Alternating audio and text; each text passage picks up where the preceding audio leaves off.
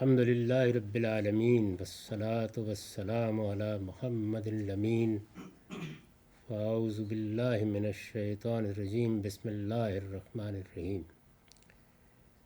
خواتین و حضرات، ہم سورہ اعراف کی آیت 19 سے قرآن مجید کا مطالعہ کر رہے ہیں۔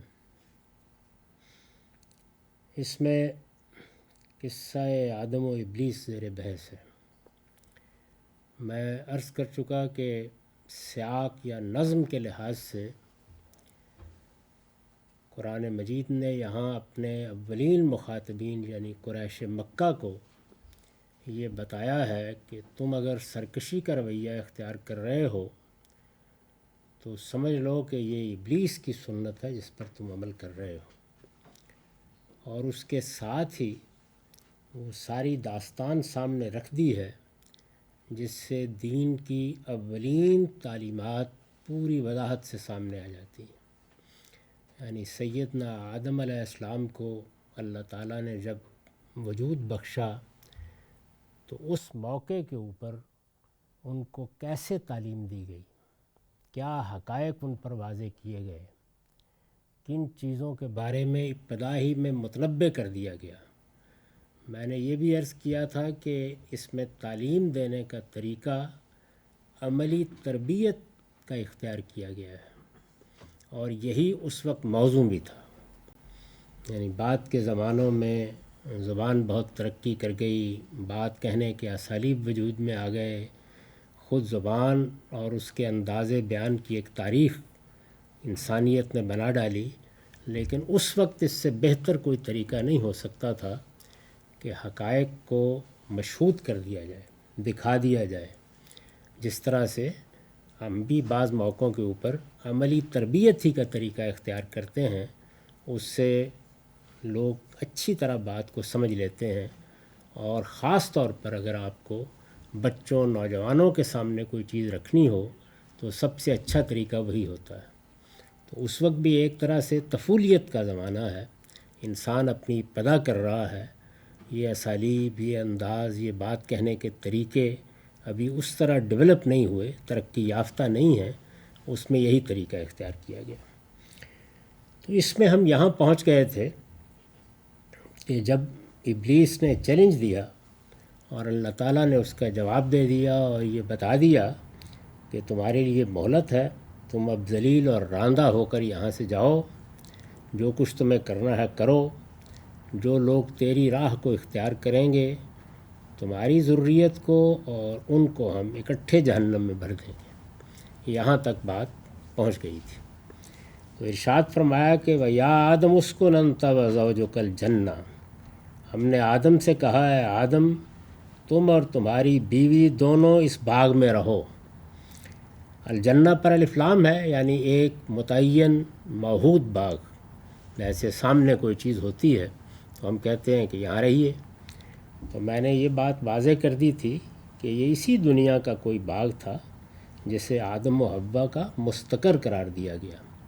قرآن مجید میں لفظ جنہ جس کے اصل معنی باغی کے ہیں، وہ باغ کے لیے بھی استعمال ہوا ہے، سورہ قلم میں دیکھ لیجئے اور جگہوں پر بھی ہے، اور وہ اس باغ کے لیے یا ان باغات کے لیے بھی استعمال ہوا ہے جو قیامت کے بعد وجود میں آئیں گے اور جہاں انسانوں کو ابدی زندگی کے ساتھ رکھا جائے گا۔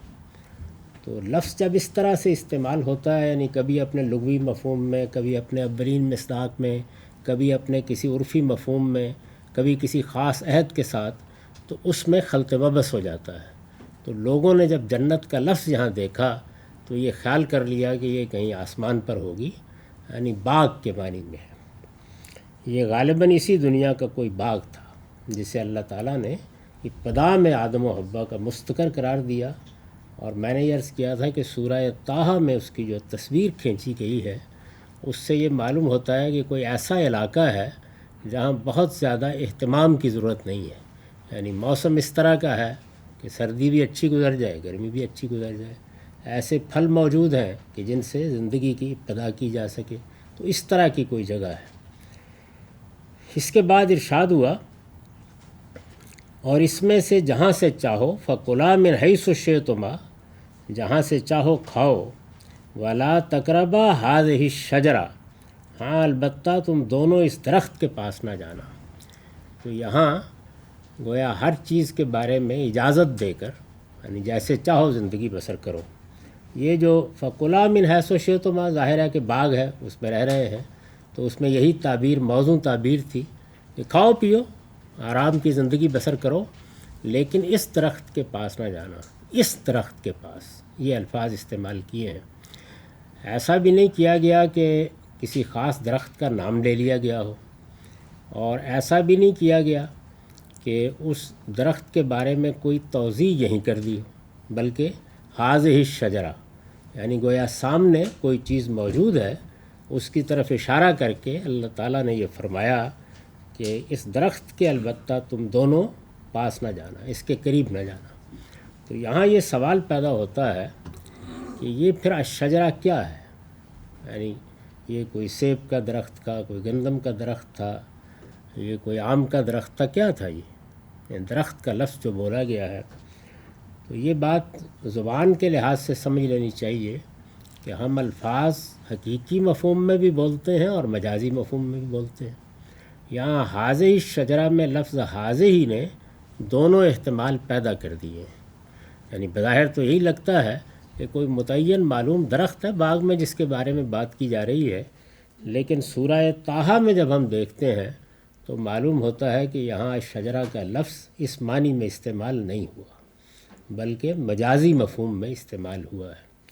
تو اس پر البیان کا نوٹ ہے کہ سورہ طٰہٰ کی آیت 120 میں اسے شجرۃ الخلد کہا گیا ہے۔ یعنی جب توضیح کا موقع آیا ہے، اور قرآن کے بارے میں یہ معلوم ہے کہ القرآن یفسر بعضہ بعضا، یعنی جب کوئی چیز عہد میں ہو، عرف بنا کے پیش کی جائے تو قرآن اس کی وضاحت کر دیتا ہے۔ یہاں یہ ضروری تھا کہ وضاحت کی جائے۔ هذه الشجرہ کے الفاظ میں هذه کی تعبیر تقاضا کر رہی تھی کہ اب بتایا جائے، تو قرآن مجید نے خود دوسری جگہ اس کی وضاحت کر دی ہے، اور یہ وضاحت سورہ طٰہٰ میں ہے۔ اگر آپ اسی سورہ کو آگے پڑھیں گے، جیسے کہ اس کے پرت کھلتے چلے جائیں گے، تو یہاں بھی بہت واضح ہو جائے گا، لیکن وہاں تو شجرۃ الخلد یہ تعبیر اختیار کی گئی ہے۔ یعنی گندم کا درخت نہیں تھا، یہ کوئی آم کا درخت نہیں تھا، یہ کوئی سیب کا درخت نہیں تھا، یہ ہمیشگی کا درخت تھا۔ خلد کا مطلب یہ ہے، معاف کیجیے،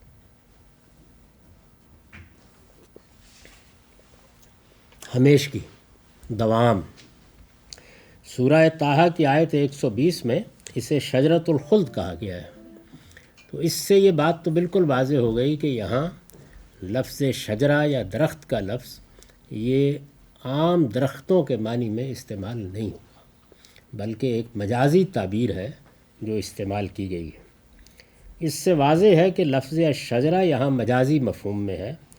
شجرۃ الخلد کے لفظ سے جو معنی ظاہر ہوتے ہیں اور اس درخت کا پھل کھانے کے جو اثرات آگے بیان ہوئے ہیں، یعنی ہمیشگی کا درخت، یہ الفاظ جس طرف اشارہ کرتے ہیں، اور یہاں قرآن مجید نے اشارے ہی کا اسلوب اختیار کیا بھی ہے۔ اور اسی سورہ کو جب آپ آگے پڑھتے جائیں گے تو اس درخت کا پھل کھانے کے کچھ نتائج بیان کیے ہیں، وہ جیسے جیسے سامنے آئیں گے تو یہ بالکل واضح ہو جائے گا کہ اس سے مراد کیا ہے۔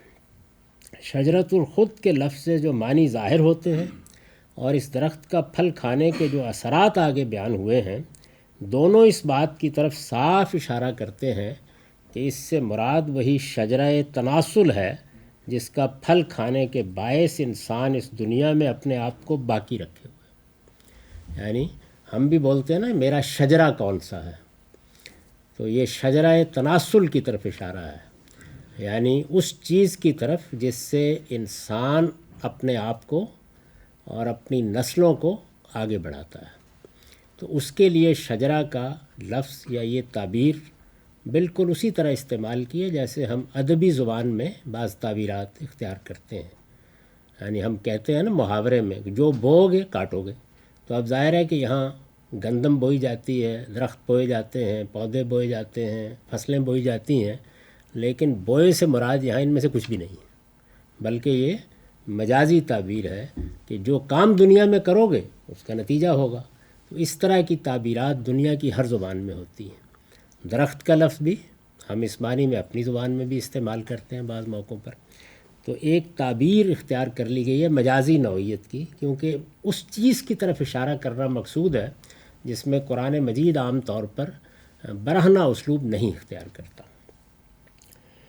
دونوں اس بات کی طرف صاف اشارہ کرتے ہیں کہ اس سے مراد وہی شجرہ تناسل ہے جس کا پھل کھانے کے باعث انسان اس دنیا میں اپنے آپ کو باقی رکھے ہوئے ہے۔ یعنی انسان اگر اس شجرہ کی طرف متوجہ نہ ہوتا تو بس جتنی عمر مقدر تھی پاتا اور ختم ہو جاتا۔ اصل میں تو انسان کے بقا کا راز اسی میں ہے، یعنی وہ اولاد پیدا کرتا چلا جاتا ہے تو اسی شجرہ کا پھل آگے بڑھتا چلا جاتا ہے۔ انسان اس دنیا میں اپنے آپ کو باقی رکھے ہوئے ہے، لیکن آج بھی دنیا میں اس کے لیے سب سے بڑی آزمائش اگر کوئی ہے تو یہی درخت ہے۔ تو یہ یاد ہوگا کہ اس سے پہلے فرشتوں کو سجدے کا حکم دے کر اور اس کے ساتھ طبعاً جنات کو بھی یہ واضح کر دیا تھا کہ بہت بڑی چیز جو اللہ تعالیٰ کی نافرمانی کی طرف لے جائے گی، انسان کو دنیا میں آمادہ فساد کرے گی، وہ سرکشی ہے۔ اور یہ کہاں سے پیدا ہوتی ہے؟ یہ انانیت سے پیدا ہوتی ہے، یعنی اس کا منبع اور اس کا ماخذ ہمارے اندر اپنی خودی کا شعور اور احساس ہے۔ یہ جب حدود سے تجاوز کرتا ہے، ویسے تو یہ اللہ کی نعمت ہے، اس لیے کہ اسی شعور و احساس کے ساتھ ہم انسانیت کو سمجھتے ہیں، اس سے خودداری کا ایک جذبہ پیدا ہوتا ہے، اس سے انسان اپنے شرف اور اپنے امتیاز کو محسوس کرتا ہے۔ لیکن یہی چیز جب حدود سے متجاوز ہو جاتی ہے تو یہ فساد کا ذریعہ بن جاتی ہے۔ تو اللہ تعالیٰ نے اس پر اس وقت متنبع کر دیا، یعنی ایک طریقے سے عملی طور پر بتا دیا کہ ایک طرف وہ مخلوق ہے کہ جس کی برتری کے بارے میں دو رائے نہیں ہیں، سب سے برتر مخلوق ہے خلقت کے لحاظ سے، نہ انسان اس کے مقابل میں ہے نہ جنات اس کے مقابل میں ہے۔ لیکن جب اللہ کا حکم اس کے سامنے آ گیا تو انہوں نے دائیں بائیں نہیں دیکھا اور وہ سرفگندہ ہو گئے۔ اور اس کے بالکل برخلاف کمتر جگہ پر، یعنی ان کے مقابل میں کمتر جگہ پر جس مخلوق کے نمائندے نے انکار کر دیا، تو کوئی وجہ اس کے سوا نہیں تھی کہ وہ اپنی برتری کے زوم میں مبتلا ہوا۔ خلقتنی من نار و خلقتہ من طین۔ تو اس نے خلقت کی بنیاد کے اوپر، جس کو ہمارے ہاں سب سے بڑی جاہلیت قرار دیا گیا ہے، پیغمبروں نے اس پر بار بار توجہ دلائی ہے، خلقت کی بنیاد کے اوپر۔ اور یہ اصول قائم کیا گیا ہے سورہ حجرات میں، جس طرح کہ اللہ تعالیٰ نے بیان فرمایا کہ ان اکرمکم عند اللہ اتقاکم، یعنی برتری کا معیار تمہارا رویہ، برتری کا معیار خدا سے تمہارا تعلق، برتری کا معیار نیکی اور خیر کو اپنانے کی تڑپ یہ ہونی چاہیے۔ یہ کہ تم پیدا کس چیز سے ہوئے ہو، اس کائنات کا پروردگار ہے، وہ چاہے تو پتھروں کے نیچے سے مسیح و کلیم پیدا کر دے، یہ کون سی ایسی بڑی بات ہے؟ تو برتری کے زوم میں مبتلا ہوا، اس پر توجہ دلائی۔ اور اب یہ بتایا جا رہا ہے کہ ایک اور آزمائش بھی بڑی آزمائش ہے، اور وہ جنس کی آزمائش، یعنی انسان کے اندر جو جنسی جبلت رکھی گئی ہے، یہ کس طرح سے انسان پر حملہ آور ہوتی ہے، کہاں سے راستے تلاش کرتی ہے، اور پھر کہاں کہاں اور کن وادیوں میں لے جاتی ہے۔ اس کو آگے بڑی خوبصورتی کے ساتھ قرآن واضح کر دے گا۔ تو میں نے لکھا ہے کہ شجرۃ الخلد کے لفظ سے جو معنی ظاہر ہوتے ہیں، یعنی خود لفظ شجرۃ الخلد، ہمیشگی کا درخت، دوام کا درخت، یہ خود تعبیر بتا رہی ہے، اس سے جو معنی ظاہر ہوتے ہیں اور اس درخت کا پھل کھانے کے جو اثرات آگے بیان ہوئے ہیں، یعنی آگے ہوا کیا ہے، پھر دونوں اس بات کی طرف صاف اشارہ کرتے ہیں کہ اس سے مراد وہی شجرہ تناسل ہے جس کا پھل کھانے کے باعث انسان اس دنیا میں اپنے آپ کو باقی رکھے ہوئے ہے۔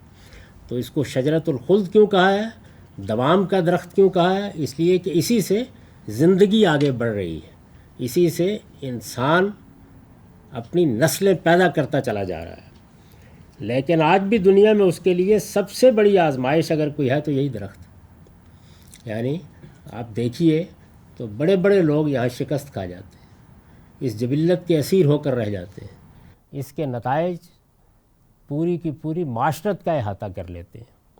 آگے کی آیتوں سے مزید واضح ہو جائے گا کہ شیطان سب سے بڑھ کر اسی کو فتنے کا ذریعہ بناتا ہے، اس لیے کہ اس کو بھی یہ معلوم تھا کہ یہ صورتحال کیا ہے اور میں کہاں سے طاقت کر سکتا ہوں، کہاں سے راستہ نکال سکتا ہوں۔ اللہ تعالیٰ نے میاں بیوی کو ایک دوسرے کا لباس قرار دیا اور انہیں اجازت دی کہ وہ یہ لباس پہن کر اس درخت کا پھل کھائیں، لیکن شیطان ہمیشہ انہیں اس لباس کے بغیر ہی اس کا پھل کھانے کی ترغیب دیتا رہتا ہے۔ تو یہ آگے جو تعبیریں آئیں گی لباس اور اس طرح کی، وہ بتا رہی ہیں کہ وہ کیا چیز ہے اور اللہ تعالیٰ کیسے کہتا ہے کہ آپ کو ایک لباس پہننا ہے اس کے لیے، یعنی یہ جبلت تو بڑے مقاصد کے لیے رکھی گئی ہے۔ اس میں اللہ تعالیٰ نے جو تسکین پیدا کی ہے وہ بھی اس کی نعمتوں میں سے ایک بڑی نعمت ہے، لیکن بہرحال اس کے کچھ آداب ہیں، اور اس میں سب سے بڑا ادب یہ ہے کہ تمہاری عورتیں یا تمہاری بیویاں تمہارا لباس ہیں۔ تو اس میں یہ گویا اشارہ کیا ہے کہ یہ لباس ہے جس کو پہن کر تم اپنی اس جبلت کی تسکین کر سکتے ہو۔ تو شیطان آگے یہی لباس اتروائے گا، اور یہی لباس وہ اب بھی اتروانے کی کوشش کرتا ہے، اور انہیں اجازت دی کہ وہ یہ لباس پہن کر اس درخت کا پھل کھائیں، لیکن شیطان ہمیشہ انہیں اس لباس کے بغیر ہی اس کا پھل کھانے کی ترغیب دیتا رہا ہے۔ اب اس سے پہلے کہ ہم آگے بڑھیں، معاف کیجیے، یہ سمجھ لیجئے کہ اس پابندی کی نوعیت کیا تھی۔ یہ بالکل اسی طرح ہے جس طرح سے اللہ تعالیٰ نے روزے کی عبادت فرض کی تو میاں بیوی کے تعلق پر بھی پابندی لگا دی اور کھانے پینے پر بھی پابندی لگا دی۔ اب ظاہر ہے کہ روزے کی عبادت کو جب میں نے میزان میں بیان کیا ہے تو یہ بتایا ہے کہ اللہ تعالیٰ کے ساتھ ہمارے تعلق کی جو بنیادیں ہیں ان میں سے پہلی بنیاد پرستش ہے، اس کا ظہور نماز میں ہوتا ہے۔ دوسری بنیاد اطاعت ہے، اس کا ظہور روزے میں ہوتا ہے۔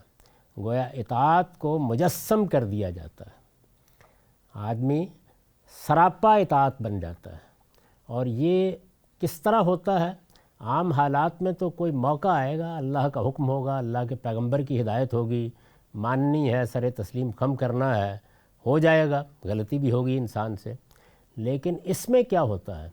اس میں جن جبلتوں پر پابندی لگائی جاتی ہے وہ وقت کے ساتھ زور کرنا شروع کر دیتی ہے، یعنی جیسے جیسے ہی دن آگے بڑھتا چلا جاتا ہے تو اندر سے وہ جبلتیں زور کرتی ہیں، اور اس موقع کے اوپر گویا اندر کی جبلتوں کا زور اور انسانی عقل کا یہ فیصلہ کہ مجھے خدا کے حکم کی نافرمانی نہیں کرنی، ان کی کشمکش چند گھنٹوں کے لیے لمحے لمحے کی کشمکش بن جاتی ہے۔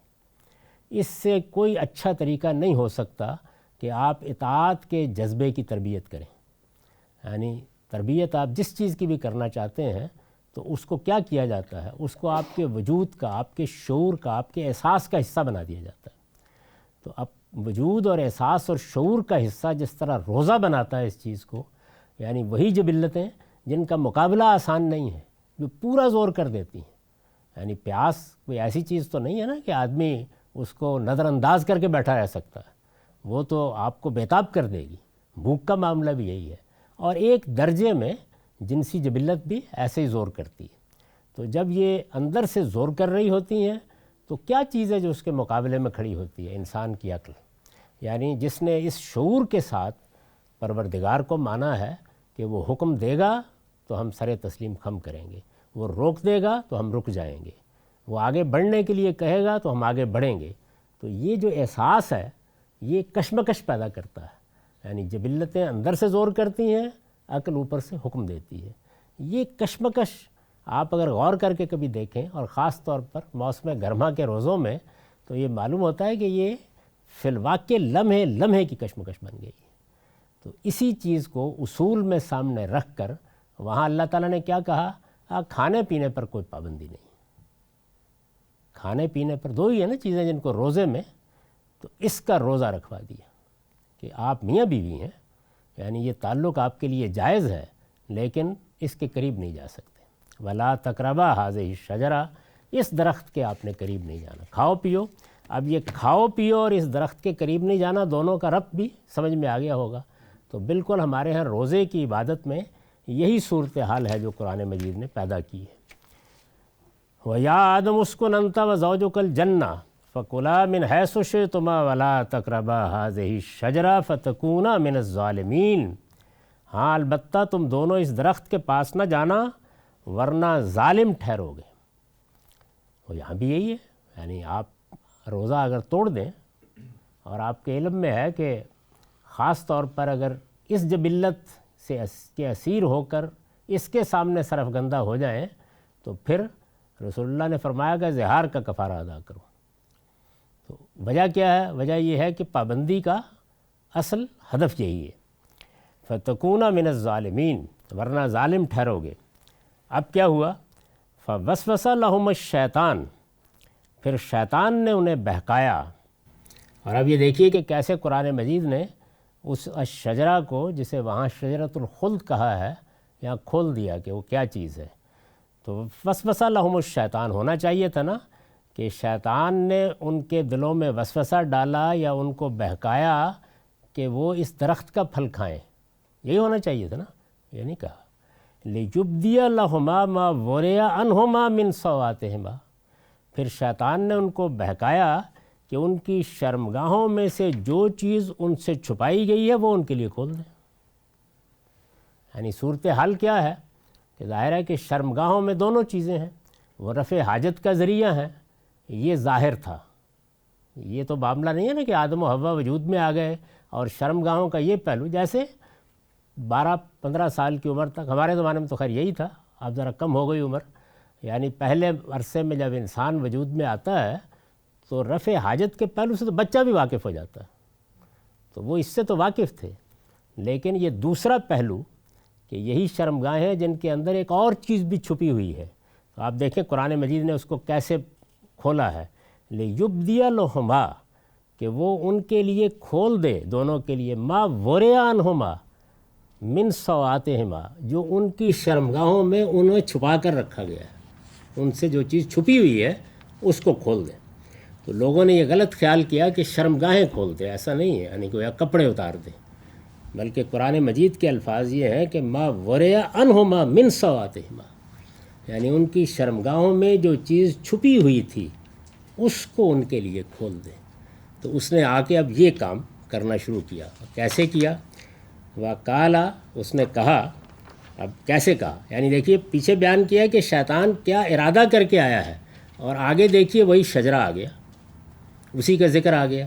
تو قرآن مجید نے گویا اپنے ما قبل سے بالکل واضح کر دیا، لیکن ظاہر ہے کہ اسلوب چونکہ ایک خاص ادبی اسلوب ہے اور اس میں مجاز کے طریقے اختیار کیے گئے ہیں، تو بعض اوقات انسان توجہ نہیں کرتا، لیکن اگر آپ الفاظ پر توجہ کریں تو ایک ایک چیز کھول دی، تاکہ شیطان ان کی شرمگاہوں میں جو چیز ان سے چھپی ہوئی ہے اس کو ان کے لیے نمایاں کر دے۔ اور کیسے کیا اس نے؟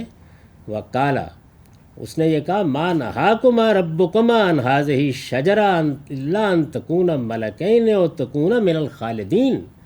اس نے ان سے کہا، تمہارے رب نے تمہیں اس درخت سے صرف اس وجہ سے روکا ہے کہ کہیں تم فرشتے نہ بن جاؤ یا تمہیں ہمیشہ کی زندگی حاصل نہ ہو جائے۔ یعنی ادھر بھی چونکہ یہ خیال ہے کہ فرشتوں کا معاملہ اس طرح نہیں ہے کہ پیدا ہوئے اور مر گئے، تو خلود، دوام، ہمیشگی ظاہر ہے کہ یہیں سے پیدا ہوتی ہے، تو وہ سچ بھی کہہ رہا ہے، جھوٹ بھی بول رہا ہے، یعنی ایسا نہیں ہے۔ اور اگر آپ غور کر کے دیکھیں تو اسی چیز کو اللہ تعالیٰ نے دوسری جگہوں کے اوپر ایک قاعدے کے طور پر بیان کیا ہے کہ زین لہم الشیطان، شیطان تزئین کرتا ہے، کیونکہ اگر وہ کھلے عام کسی برائی کی دعوت دے تو کوئی بھی نہیں سنتا، اس کو کوئی جامہ پہنانا پڑتا ہے، کوئی فلسفہ بنانا پڑتا ہے، ورنہ لوگ متوجہ نہیں ہوتے اس کی بات کی طرف۔ تو اس نے یہاں کیا کیا؟ یعنی وہ متوجہ کر رہا ہے کہ میں تمہیں بتاتا ہوں کہ یہ تمہاری شرمگاہیں محض رفع حاجت کا ذریعہ نہیں ہیں، ان میں ایک بڑی غیر معمولی چیز چھپی ہوئی ہے۔ لیکن ترغیب کیسے دی ہے کہ ان کے قریب جاؤ گے تو اس کے نتیجے میں فرشتے بنو گے، گویا وہ جو تم ان کا دوام دیکھ رہے ہو وہ حاصل ہوگا، اسی کے نتیجے میں خلود پاؤ۔ تو سچ بول رہا ہے، یعنی غلط نہیں کر رہا، لیکن اسلوب یہ اختیار کیا اس نے، وہ ان کے لیے کھول دے۔ تو اب یہ وہ کیا چیز تھی جو چھپائی گئی تھی؟ میں نے اس کی طرف اشارہ کر دیا اور بتا دیا، یہاں لکھ بھی دیا ہے۔ یعنی جنسی تلذذ جس سے آدم و حوا ابھی واقف نہیں ہوئے تھے. جس طریقے سے انسان اب بھی ایک لمبے مرحلے سے گزرتا ہے، یعنی بچہ پیدا ہوتے ہی کھانا جان لیتا ہے، پینا جان لیتا ہے، تو کلو وشربو تو ہو جاتا ہے، لیکن اس سے واقفیت پہ وقت لگتا ہے. تو ابھی واقف نہیں ہوئے تھے اس سے، شیطان نے توجہ دلائی. اب بھی یہی ہوتا ہے، یعنی جس وقت اندر یہ جبلت پختہ ہونا شروع ہوتی ہے تو گرد و پیش کا ماحول توجہ دلاتا ہے اس کی جانب. یعنی جنسی تلذذ جس سے آدم و حوا ابھی واقف نہیں ہوئے تھے، تو اس نے لالچ کیا دیا کہ تم فرشتے بن جاؤ گے، اس کے نتیجے میں تمہیں خلود حاصل ہوگا. اس کے نتیجے میں اس پر میں نے لکھا ہے، ابلیس نے یہ لالچ دے کر آدم و حوا کو اس درخت کا پھل کھانے کی ترغیب دی، یعنی میاں بیوی کو مقاربت کے لیے آمادہ کیا، بار بار توجہ دلائی. چنانچہ اس پھل کی خواہش میں جو غیر معمولی کیفیت انسان پر طاری ہو جاتی ہے، اس سے مغلوب ہو کر وہ شیطان کے فریب میں آ گئے. یعنی یوں نہیں ہے کہ ایک عقلی نوعیت کا مقدمہ تھا، بلکہ وہ ہیجان پیدا کرنے میں کامیاب ہو گیا کہ جس کے بعد انسان فریب میں آتا ہے اور یہ پھل کھا بیٹھے. ابھی دیکھیں نا، یہ میں نے اردو میں لکھا ہے، یہ پھل کھا بیٹھے، تو یہ کہ لفظ نے بتا دیا کہ کیا کر بیٹھے. شیطان کی اس بات میں اگر غور کیجئے تو اتنی سچائی بھی ہے کہ یہ اسی درخت کا پھل ہے جس کے کھانے سے دنیا میں انسان کی زندگی کا تسلسل قائم ہے. اس نے، جیسے میں نے عرض کیا، ٹھیک کہا، جھوٹ نہیں بولا کہ تم اس کے نتیجے میں خلود پالو گے، ہمیشگی پالو گے، دوام پالو گے، فرشتے بن جاؤ گے، یا فرشتوں کی طرح بن جاؤ گے. یہ جو الا ان تکون ملکین کہا ہے، تو یہ گویا طرح بننے کی ترغیب ہے. ہم بھی بعض موقعوں کے اوپر یہی اسلوب اختیار کرتے ہیں. استاذ امام امین حسن اصلاحی نے اس کے ایک اور پہلو کی طرف بھی توجہ دلائی ہے. وہ لکھتے ہیں، اس سے معلوم ہوتا ہے کہ فرشتوں کے سجدے سے مشرف ہونے کے باوجود آدم علیہ السلام فرشتوں کے مرتبے کو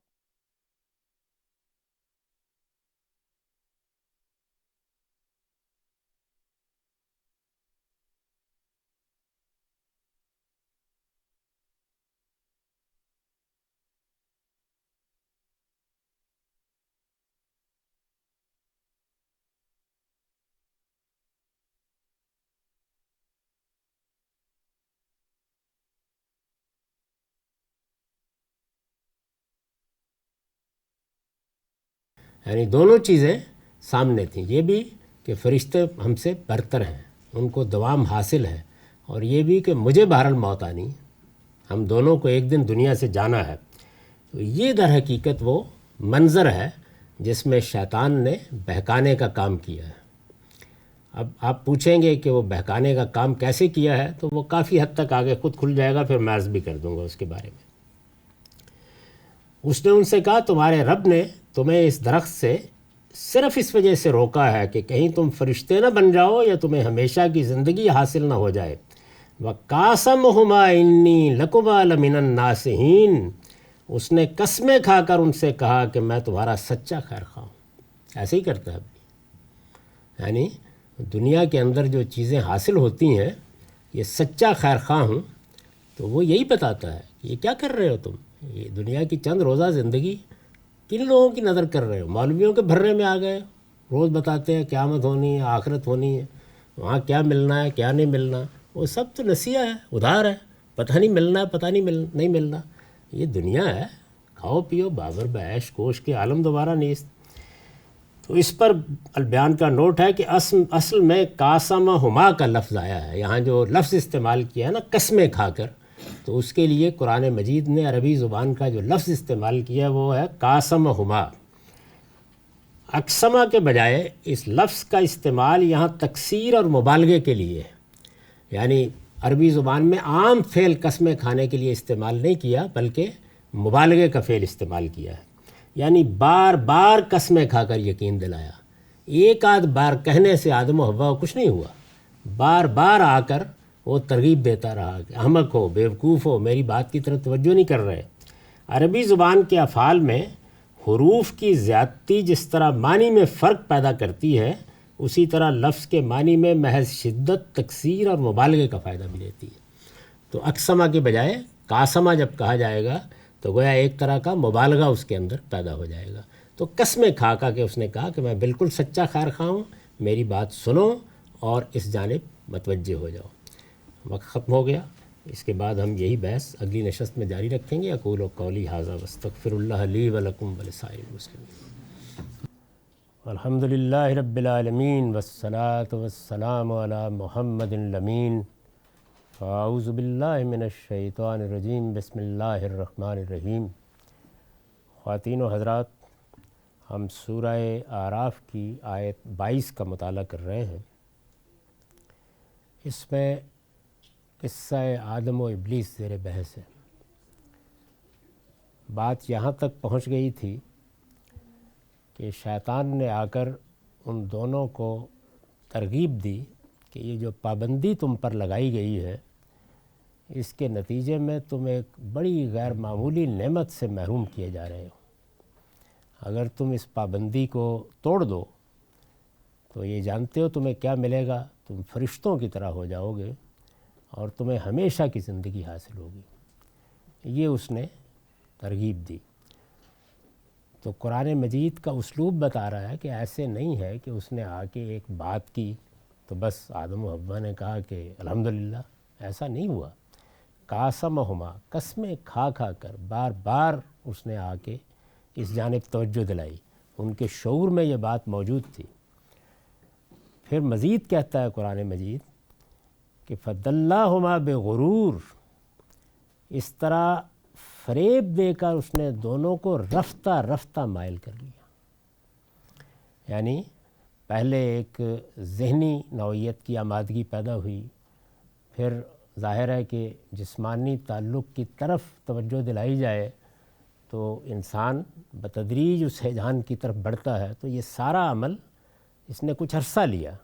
پہلے تو آ کے ہی کہا ہوگا، انہوں نے بھی کچھ سوالات کیے ہوں گے۔ قرآن مجید نے ظاہر ہے کہ وہ ساری بات کی حکایت نہیں کی، لیکن ان لفظوں سے یہ بتا دیا ہے کہ قسمیں کھائی ہیں، ترغیب دی ہے، بڑا مقصد سامنے رکھا ہے۔ انسان کے اندر جو فطری خواہشیں ہیں ان کو اس کے لیے ہدف نصب العین بنایا ہے، اور اس طرح فریب دے کر پھر بھی رفتہ رفتہ مائل کیا ہے۔ فَدَلَّاهُمَا بِغُرُورٍ، تو ایسا ہوا ہے۔ اس طرح فریب دے کر اس نے دونوں کو رفتہ رفتہ مائل کر لیا۔ فَلَمَّا ذَاقَا الشَّجَرَةَ بَدَتْ لَهُمَا سَوْآتُهُمَا وَاتَّفِقَا يَخْصِفَانِ عَلَيْهِمَا مِنْ وَرَقِ الْجَنَّةِ، پھر جب انہوں نے درخت کا پھل چکھا تو ان کی شرمگاہیں ان پر کھل گئیں۔ یہ قرآن مجید پیچھے بتا چکا ہے کہ شرمگاہیں کھل گئیں سے مراد کیا ہے، یعنی شرمگاہوں کا وہ پہلو کھل گیا۔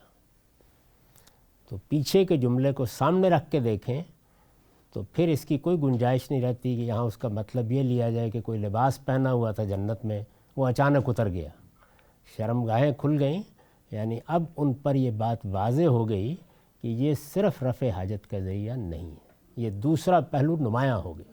جیسے کہ اب بھی انسان جب بڑی عمر کے قریب پہنچتا ہے تو یہ شعور پیدا ہونا شروع ہوتا ہے، اور وہ شرم کا احساس بھی۔ ہمارے ہاں تو یہ ہے نا کہ والدین شروع سے پیدا کر دیتے ہیں، ورنہ یہ اسی ترتیب سے ہو جس طرح کہ قرآن نے اس کو بیان کیا ہے۔ پھر جب انہوں نے درخت کا پھل چکھا تو ان کی شرمگاہیں ان پر کھل گئیں۔ درخت کا پھل چکھا، اس پر میں نے لکھا ہے اصل الفاظ ہے فَلَمَّا ذَاقَا الشَّجَرَةَ، ان میں مضاف عربیت کے قاعدے سے محذوف ہے، ہم نے ترجمے میں اسے کھول دیا ہے۔ یہ عربیت کا ذوق رکھنے والے لوگوں کے لیے اشارہ کیا ہے کہ یہاں جو ترجمہ کیا گیا ہے اس میں عربیت کے کچھ اسلوب کو سامنے رکھ کے ترجمہ کیا گیا ہے۔ تو ان کی شرمگاہیں ان پر کھل گئیں، یعنی ان کے بارے میں یہ بات واضح ہو گئی کہ یہ صرف رفع حاجت کا ذریعہ نہیں ہے، بلکہ ایک دوسری چیز بھی ان کے اندر چھپی ہوئی ہے جو ان کا پھل کھانے کے بعد ہی کھلتی ہے۔ یعنی یہ جو کہا ہے نا کہ جب انہوں نے پھل چکھا تو کھل گئیں، تو ظاہر ہے کہ جب ابتدائی تجربے سے انسان گزرتا ہے تو اس پھل کو کھانے کے بعد ہی یہ حقیقت واضح ہوتی ہے۔ تو کیا ہوا پھر؟ وَطَفِقَ یخصفان علیہم من ورق الجنہ، اور وہ اس باغ کے پتوں سے اپنا جسم ڈھانکنے لگے۔ یعنی اب گویا وہ احساس پیدا ہوا کہ جو لباس کی طرف توجہ دلاتا ہے، تو یہ وہ کرنے لگ گئے۔ اس پر البیان کا نوٹ ہے، اس سے واضح ہے کہ جنس اور جنسی اعضاء کے ساتھ شرم کا احساس انسان کی فطرت میں ودیعت ہے۔ یعنی جیسے ہی جنسی احساس نمودار ہوا، شرم کا احساس بھی ساتھ ہی سامنے آ گیا۔ یہ قرآن مجید کے وہ پہلو ہیں کہ جن میں وہ بہت بڑی بڑی فلسفیانہ بحثوں کا خاتمہ کر دیتا ہے۔ یعنی اخلاقی احساس کیسے پیدا ہوتا ہے، کیا وہ کسی ارتقائی عمل کا نتیجہ ہے، انسانوں کے باہمی تعامل سے ہم اخلاقیات کے قاعدے وضع کرنے لگ گئے ہیں، ضرورتوں نے ان کو پیدا کیا ہے، افادیت اس کا باعث بنی ہے۔ ایسے ہی شرم کا احساس کیا بعد کے زمانوں میں کچھ لوگوں نے پیدا کیا ہے، کیا اس کو آپ مؤخر کریں گے تو قرآن مجید یہ بتا رہا ہے کہ نہیں، اب بھی ایسے ہی پیدا ہوگا، اس وقت بھی ایسے ہی پیدا ہوا تھا۔ اس سے واضح ہے کہ جنس اور جنسی اعضاء کے ساتھ شرم کا احساس انسان کی فطرت میں ودیعت ہے۔ یہ کوئی اکتسابی چیز نہیں ہے، اکتسابی چیز نہیں ہے، یعنی ایسے نہیں کہ انسان اس کو اخذ کرتا ہے، اور نہ تہذیب کے ارتقاء سے مصنوعی طور پر پیدا ہوئی ہے۔ یعنی جیسے جیسے انسان تہذیب میں داخل ہوا تو گویا اس نے کپڑے پہننے سیکھ لیے، یہ چیزیں کر لیں، نہیں، شرمگاہوں کو ڈھانپنے کا احساس وہ اپنی فطرت میں لے کے آیا ہے۔ بس یہ ہے کہ جب تک یہ چیز نمودار نہیں ہوتی، وہ احساس بھی نمودار نہیں ہوتا۔ آپ بچوں کو دیکھیے، پھر رہے ہوتے ہیں اسی طریقے سے۔ دیہات میں تو خیر ہم روز یہ چیز دیکھتے تھے تو نہیں ہوتا، لیکن ایک وقت ایسا آتا ہے کہ جب انسان کے اندر یہ احساس نمایاں ہونا شروع ہو جاتا ہے۔ یہ کوئی اکتسابی چیز نہیں ہے اور نہ تہذیب کے ارتقاء سے مصنوعی طور پر پیدا ہوئی ہے، بلکہ ایک ایسا احساس ہے جو خدا نے انسان کے اندر الہام کر دیا ہے۔ جنس کے معاملات سے واقف ہوتے ہی یہ آپ سے آپ نمایاں ہو جاتا ہے۔ یعنی جب یہ چیز نمایاں ہوتی ہے، پہلے مرحلے میں یہ محض والدین کا حکم ہوتا ہے یا معاشرہ بتاتا ہے، لیکن جنس کا احساس جیسے ہی ایک شعوری سطح پر آتا ہے تو یہ خود پیدا ہو جاتا ہے۔ چنانچہ انسان اپنے ان اعضاء کو ڈھانکنے کی کوشش کرتا ہے جو اس کے لیے جنسی تلذذ کا ذریعہ بنتے ہیں۔ یعنی یہ چیز اگر نہ ہوتی، محض رفع حاجت کا ذریعہ ہوتے، شاید یہ احساس نہ پیدا ہوتا اس کے اندر۔ یعنی پھر یہ گویا محض ایک تہذیب کا ظہور ہوتا، لباس سے انسان کی جو محبت پیدا ہوئی ہے، ظاہر تزئین کا ذریعہ بھی ہے، پھر وہی ہوتا۔ لیکن یہ شرم کا احساس ہے جس نے لباس کی پہلی ضرورت کو نمودار کیا ہے۔ ایک سوال تھا جی، یہاں پہ اجازت دیں تو، یہ قرآن مجید کے دیگر مقامات سے معلوم ہوتا ہے کہ حیوانی نسل دنیا میں جاری تھی، قرآن مجید نے بتایا، تو اس کا مطلب یہ ہے کہ وہاں جو نسل پیدا ہو رہی تھی پہلے، جس میں سے دو کو منتخب کر کے انسانی شخصیت دی گئی، تو جنسی عمل تو بہرکیف انسان میں، حیوان میں جاری تھا۔ حیوانات میں شعور ہی نہیں ہوتا، اب بھی مطالعہ کریں، شعور ہی نہیں ہوتا، جبلی ہوتا ہے۔ یعنی انسان اور حیوان کا بنیادی فرق یہی ہے۔ اسی وجہ سے وہ تو کبھی کپڑے نہیں پہنتے، طفقہ یخصفان علیہم من ورق الجنہ کچھ بھی نہیں ہوتا۔ تو ان کے ہاں یہ جبلی، جیسے کھانا کھاتے ہیں، آپ کا بچہ جو ہے وہ کھانا کھا رہا ہوتا ہے، پیدا ہوتے ہی شعوری احساس کے ساتھ نہیں کھا رہا ہوتا۔ تو گویا آدم علیہ السلام کو یہ شعوری احساس، یعنی بیوی ان کی وہ بن گئی ہیں، لیکن یہ شعوری احساس نہیں ہے کہ جنسی بیوی نکاح کے نتیجے میں نہیں بنی، اللہ تعالیٰ نے ان کو بیوی کے طور پر پیدا کر کے ان کی بیوی ڈکلیئر کر دیا ہے۔ ایسے ہمارے ہاں بھی لوگ چھوٹے بچپن بچوں کی شادی وادی کر دیا کرتے ہیں، تو ایک ٹین ایج سمجھیں آپ، اس میں یہ معاملہ ہو گیا۔ یعنی اس کو خود امیجن کریں، بالکل ایسے ہی ہوا ہے۔ چنانچہ انسان اپنے ان اعضاء کو ڈھانکنے کی کوشش کرتا ہے جو اس کے لیے جنسی تلذذ کا ذریعہ بنتے ہیں، یہاں سے اصل میں شرم کا احساس پیدا ہوتا ہے۔ تو یہ فرمایا اب اللہ تعالیٰ نے کہ ایسے یہ ہوا، اور وہ اس باغ کے پتوں سے اپنا جسم ڈھانکنے لگے۔ جسم ڈھانکنے لگے یعنی ظاہر ہے کہ ان اعضاء کو ڈھانکنے لگے جن کی وجہ سے یہ احساس پیدا ہوتا ہے۔ اب جب یہ ہو گیا سب معاملہ، وَنَادَاهُمَا رَبُّهُمَا، اس وقت ان کے پروردگار نے انہیں پکارا۔ اب آواز آئی، أَلَمْ أَنْهَاكُمَا عَنْ تِلْكُمَا الشَّجَرَةِ، اس وقت ان کے پروردگار نے انہیں پکارا کہ کیا میں نے تمہیں اس درخت سے روکا نہیں تھا؟ وَأَقُلْ لَكُمَا إِنَّ الشَّيْطَانَ لَكُمَا عَدُوٌّ مُّبِينٌ، اور تم سے کہا نہیں تھا کہ شیطان تمہارا کھلا دشمن ہے؟ یعنی اب گویا اللہ تعالیٰ کی طرف سے یہ توجہ دلائی گئی کہ یہ کیا کر بیٹھے ہو، میں نے تمہیں اس سے روکا تھا اور تم نے وہی کام کیا۔ اس پر میں نے لکھا ہے کہ یہ ان تنبیہات کا حوالہ دیا ہے جو اوپر آیات 17-19 میں گزر چکی ہیں، یعنی یہ پیچھے بتا دیا گیا تھا کہ کھاؤ پیو، یہ تمہارے لیے مباح ہے، یہ باغ تمہارے ہی لیے ہے، اس میں جو اللہ کی نعمتیں ہیں ان سے استفادہ کرو، لیکن جیسے روزے کی حالت میں یہ پابندی ہوتی ہے تو کھانے پینے پر تو نہیں ہے، لیکن یہ پابندی ہے۔ تو اس کا مطلب یہ ہے کہ کچھ ابتدائی سا احساس موجود ہے، اس سے بس روک دیا، لیکن اس کا ظہور اس طرح سے ہوا، کھل گئی یہ حقیقت۔ شیطان تمہارا کھلا دشمن ہے۔ تو اب جیسے ہی یہ توجہ ہوئی، اور اس میں ایک اور پہلو بھی ہے، وہ آگے میں اس کو واضح کر دوں گا کہ یہ توجہ کیسے ہوتی ہے۔ قالا ربنا ظلمنا انفسنا، دونوں بول اٹھے، یعنی آدم بھی اور حوا بھی۔ قرآن مجید کسی جگہ بھی اس افسانے کی تائید نہیں کرتا کہ ایک نے دوسرے کو بہکایا ہے، دونوں اس کا شکار ہوئے، دونوں اس خواہش کے اسیر ہوئے، دونوں نے غلطی کی ہے، دونوں بول اٹھے۔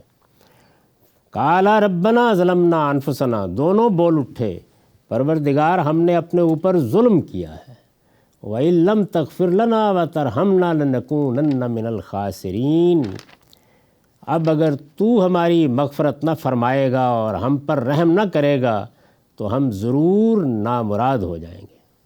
یعنی انہوں نے فوراً توبہ کے، استغفار کے، اللہ تعالیٰ کی طرف رجوع کے کلمات کہے۔ اب اس کا تقابل کیجیے اس صورتحال سے کہ جب شیطان نے انکار کر دیا تو وہاں بھی اللہ تعالیٰ نے اسی طرح توجہ دلائی ہے، لیکن اس کا جواب یہ تھا کہ یہ تو آپ نے مجھے گمراہ کیا ہے، یہ سب آپ کا پھیلایا ہوا دام ہے جس میں میں آ گیا ہوں، میرا اس میں کیا قصور ہے؟ لیکن آدم و حوا نے یہ نہیں کیا، فوراً اپنی غلطی کا اعتراف کیا اور یہ کہا کہ ہم نے اپنے اوپر بڑا ظلم ڈھایا ہے، اب اگر تو ہمیں معاف نہیں کرے گا، ہماری مغفرت نہیں فرمائے گا، ہم پر رحمت نہیں ہوگی تو ہم نامراد ہو جائیں گے۔ قال اہبطوا بعضکم لبعض عدو، فرمایا یہاں سے اتر جاؤ، یعنی یہاں سے اتر جاؤ، یہ میں پہلے بھی عرض کر چکا ہوں کہ یہ اہبطوا کا لفظ پڑھ کے اتر جاؤ گمان کر لیا گیا ہے کہ یہ گویا کوئی آسمان سے اتر رہے ہیں۔ قرآن مجید میں اسی جگہ اس طرح کے واقعات کو بیان کرتے ہوئے تو خیر ہے، لیکن خاص طور پر جہاں پہ بنی اسرائیل کا واقعہ بیان ہوا ہے کہ انہوں نے یہ کہا کہ آپ ہمیں من و سلوہ تو دے رہے ہیں، لیکن ہمارا دل تو اب چاہتا ہے کہ کوئی ککڑیاں ہوں، کوئی پیاز ہو، کوئی اس طرح کی چیزیں ہوں، کوئی دالیں والے، تو ایسے ایک ہی چیز کھاتے کھاتے تو ہم بالکل اوب گئے۔ تو اس وقت بھی قرآن مجید نے الفاظ کے اہبطوا مصر، بالکل یہی فعل استعمال کیا، جاؤ کسی مصر میں پھر جا کے اپنی گردن دو، وہاں بہتر تھے تم، وہاں رہو جا کے۔ تو وہی لفظ استعمال کیا، اتر جاؤ۔ عربی زبان میں اصل میں یہ تعبیر کسی دوسری جگہ جانے کے لیے استعمال ہونے لگ گئی، کیونکہ لوگ عام طور پر کسی گدھے پر، کسی گھوڑے پر، کسی اونٹ پر سوار ہو کے جاتے تو اترتے تھے جا کے، تو اس سے یہ لفظ استعمال ہونے لگ گیا۔ تو آسمان سے کہیں اترنے کا سوال نہیں ہے۔ قال اہبطوا بعضکم لبعض عدو، فرمایا یہاں سے اتر جاؤ۔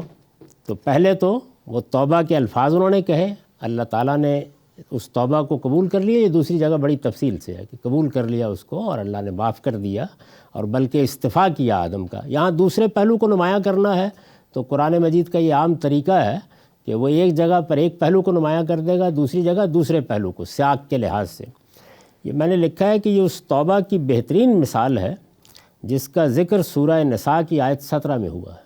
یہ جو انہوں نے توبہ کی ہے، جیسے ہی اللہ تعالیٰ کی طرف سے آواز آئی تو انہوں نے فوراً کہا کہ ربنا ظلمنا انفسنا، ہم نے اپنی جان پر بہت ظلم ڈھا لیا۔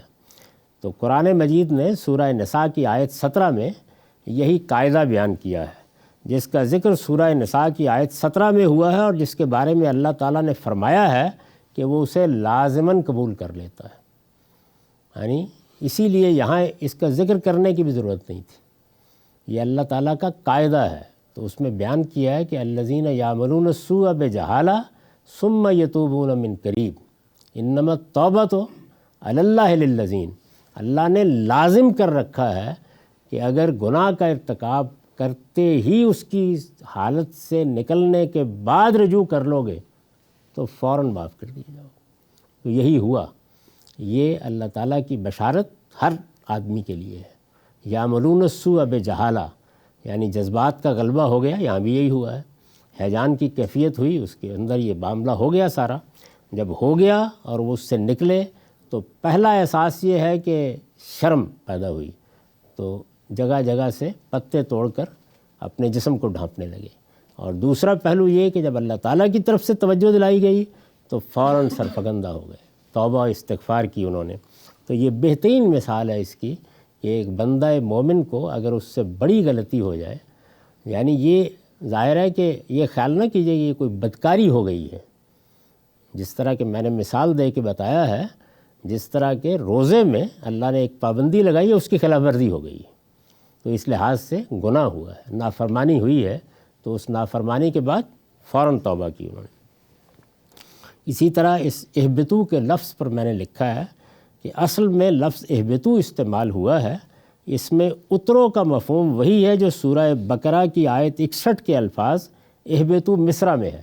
اس کی میں نے وضاحت کر دی کہ جب انہوں نے کہا کہ ہم ککڑی اور پیاز اور لہسن چاہتے ہیں تو فرمایا اہبتو مصرع، جاؤ اترو یہاں پہ، اترو جا کے، یعنی نکلو یہاں سے اور وہاں جاؤ، یعنی اے آدم و حوا اور ابلیس تم سب اس باغ سے نکل کر زمین میں اتر جاؤ، یعنی جہاں رکھا گیا تھا تعلیم کے لیے، تربیت کے لیے، اس سے اب نکلنے کا حکم دے دیا، اب جاؤ اور جا کر دنیا میں زندگی بسر کرو۔ تو اہبتو اصل میں کیا بتا رہا ہے کہ بس اب اسکیم شروع ہو گئی، اب جس مقصد کے لیے پیدا کیا گیا تھا اس کا ظہور ہو گیا، جو امتحان تھا یہاں، جو تعلیم دینا مقصود تھا، وہ مقصد پورا ہوا۔ تو دو چیزیں جو تھیں وہ اصلاً تعلیم کا ذریعہ بنی، اور آپ دیکھیے کہ سارے گناہوں کی جڑ وہی دو چیزیں، اب بھی اگر آپ دیکھیں، انانیت وہ مفادات کی ایک جنگ پیدا کرتی ہے، وہی اصل میں بہت سی سرکشی کے جرائم کا ارتکاب کراتی ہے، اور سرکشی وہ چیز ہے کہ جو ہمارے دین میں ناقابل معافی ہے۔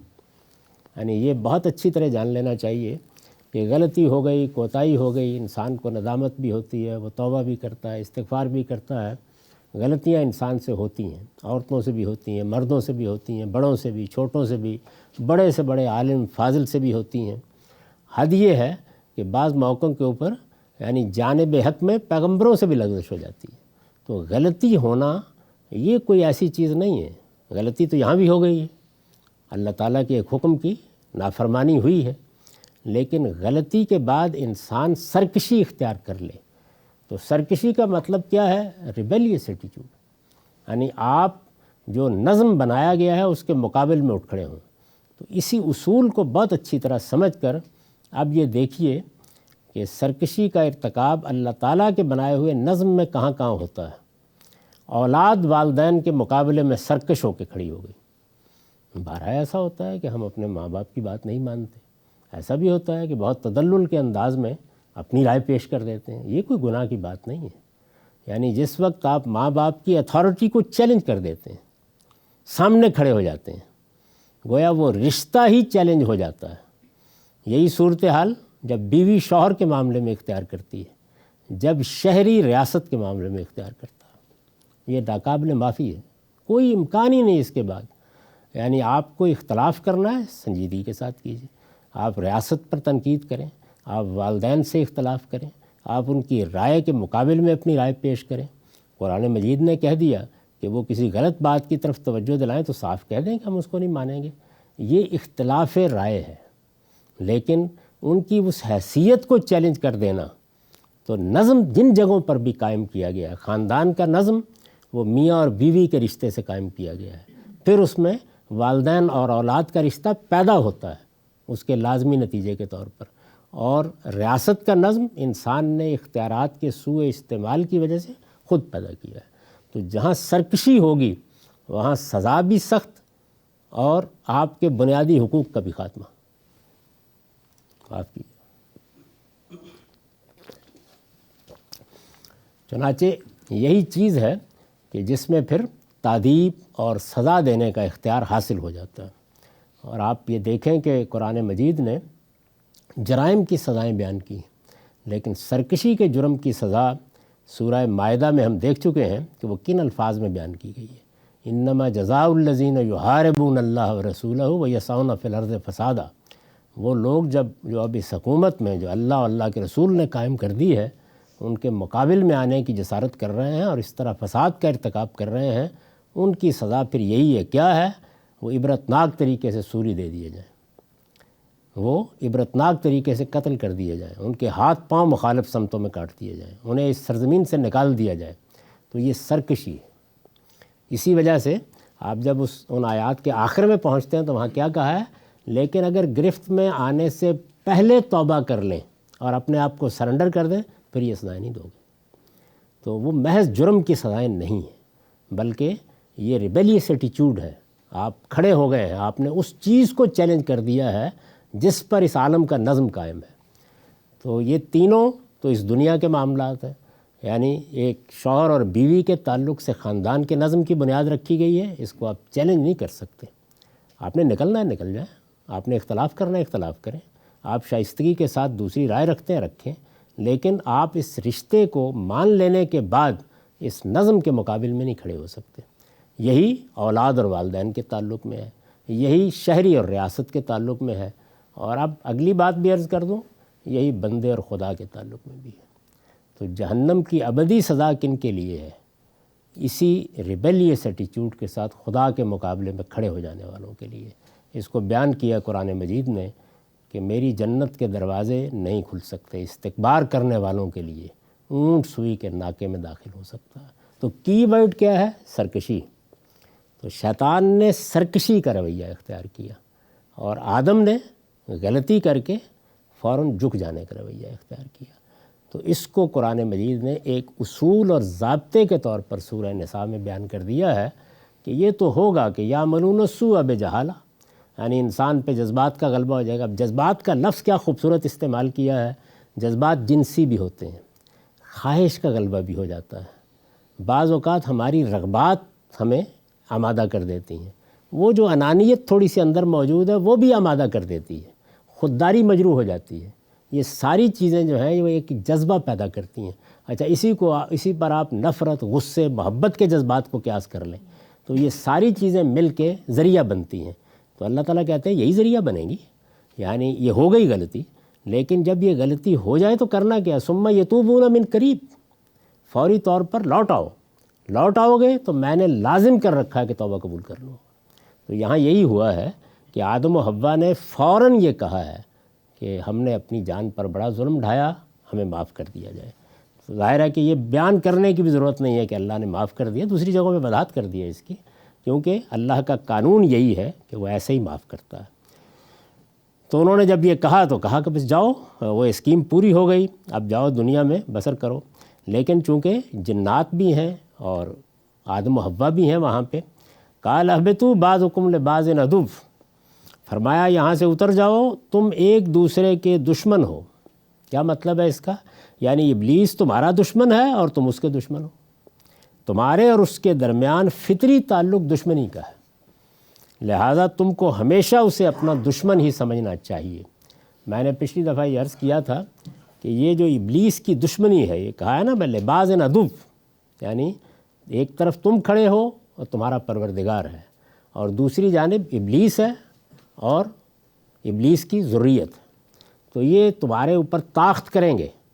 یہ ساری کشمکش جو دنیا میں برپا ہے، اس کشمکش میں تمہیں اپنے اس دشمن کو پہچاننا ہے اور اس کو سنگسار کرتے رہنا ہے۔ بہت تفصیل سے میں نے بتایا تھا کہ یہی اصل میں وہ چیز ہے کہ جو حج میں پھر ایک تمثیل کی صورت اختیار کر لیتی ہے، یعنی وہ کلمینیشن ہے اسی لیے عبادات کا کہ جو اللہ کی دعوت پر لبیک کہہ کے ہم جاتے ہیں تو گویا یہ کہتے ہیں کہ شیطان کے خلاف جنگ کے لیے حاضر ہیں، اور اس کا منتہائے کمال پھر وہی سنگساری ہے، یعنی پتھر مار کر ہم بتا دیتے ہیں کہ دنیا کی زندگی میں یہ پتھر ہم مارتے رہیں گے، اس عزم کے ساتھ وہاں سے لوٹتے ہیں۔ تو اس کو یہاں واضح کر دیا کہ لہٰذا تم کو ہمیشہ اسے اپنا دشمن ہی سمجھنا چاہیے، یہ واضح کر دیا کہ یہ دشمن ہے تمہارا۔ وَلَكُمْ فِي الْأَرْضِ مُسْتَقَرٌّ وَمَتَاعٌ إِلَىٰ حِینٍ، تم ایک دوسرے کے دشمن ہو اور تمہیں ایک خاص وقت تک زمین پر ٹھہرنا ہے اور وہیں گزر بسر کرنی ہے۔ یعنی اب زمین تمہارا مستقر ہے، تمہارے رہنے کی جگہ یہ ہے، یہ زمین ہے کہ جس میں اب جاؤ، اپنا رزق تلاش کرو، معاش کے مواقع پیدا کرو، اپنی تہذیب وجود میں لاؤ، اپنی عقل سے کام لے کے نئی نئی ایجادات کرو، اس کے جو چیلنج ہیں ان کا مقابلہ کرو، اب جاؤ یہاں۔ اور یہ ایک خاص وقت تک کے لیے ہے، یعنی ہمیشہ کا فیصلہ نہیں ہے، تمہارے لیے بھی اور جنات کے لیے بھی۔ وَمَتَاعٌ إِلَىٰ حِینٍ، اور ایک خاص وقت تک تمہارے لیے جو کچھ میسر کرنا ہے، یعنی مدت مقرر کر دی گئی ہے، وہ میں نے رکھ دیا ہے اس میں، یعنی اس کے خزانے جو ہیں وہ اس وقت تک کے لیے رکھ دیے گئے ہیں جب مجھے تمہیں لوٹا لینا ہے، واپس کرنا ہے۔ متاع إِلَىٰ حِین، قَالَ فِيهَا تَحْيَوْنَ وَفِيهَا تَمُوتُونَ وَمِنْهَا تُخْرَجُونَ، فرمایا تم اسی میں جیو گے، اسی میں مرو گے اور اسی سے نکالے جاؤ گے۔ یعنی یہ زمین ہی اب تمہارا مستقر ہے، زندگی بھی اسی میں بسر کرنی ہے اور اسی میں تم پر موت آئے گی۔ یہ جو انفرادی موت ہے یہ بھی آئے گی، اجتماعی طور پر جو موت آتی ہے وہ بھی آئے گی، اور قیامت کی موت بھی اسی پر آئے گی، یہ آئے گی اور اسی سے نکالے جاؤ گے۔ تو دوسری جگہ واضح کر دیا ہے کہ جو نکالے جانے کا عمل ہے وہ جب ہوگا تو اس کے ساتھ ہی یہ زمین اور یہ جو کچھ بھی اجرام فلکی اوپر نظر آ رہے ہیں، اس سب کو اللہ تعالیٰ جمع کر کے ایک نئے زمین و آسمان میں بدل دے گا۔ یوم تبدل الارض غیر الارض والسماوات، تو یہ عمل اس کے نتیجے میں ہو جائے گا اور پھر ایک نئی دنیا وجود میں آ جائے گی، تو وہیں تمہیں گزر بسر کرنی ہے، اسی میں تم رہو گے۔ آدم و ابلیس کی سرگزشت میں نے لکھا ہے یہاں تمام ہوئی، یعنی یہ جو آپ کو داستان سنائی گئی، آپ کو تو اب سنائی جا رہی ہے، یہ قریش مکہ کو سنائی گئی ہے، ایک تمہید تھی سورہ کی، اس کے بعد یہ داستان سنائی گئی۔ آدم و ابلیس کی سرگزشت جہاں تمام ہوئی، اس سے جو حقائق مخاطبین پر واضح کرنا مقصود ہے وہ یہ ہے۔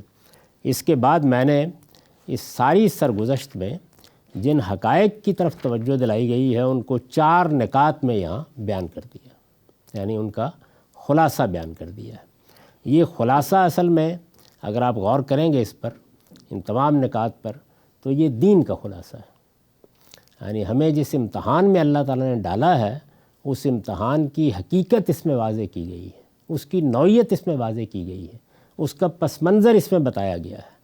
انسان کو جس آزمائش سے دوچار ہونا ہے وہ اگر ایک لمحے کے لیے بھی غور کر کے ان حقائق کو سمجھ لے تو وہ اس میں ناکام نہیں ہوتا۔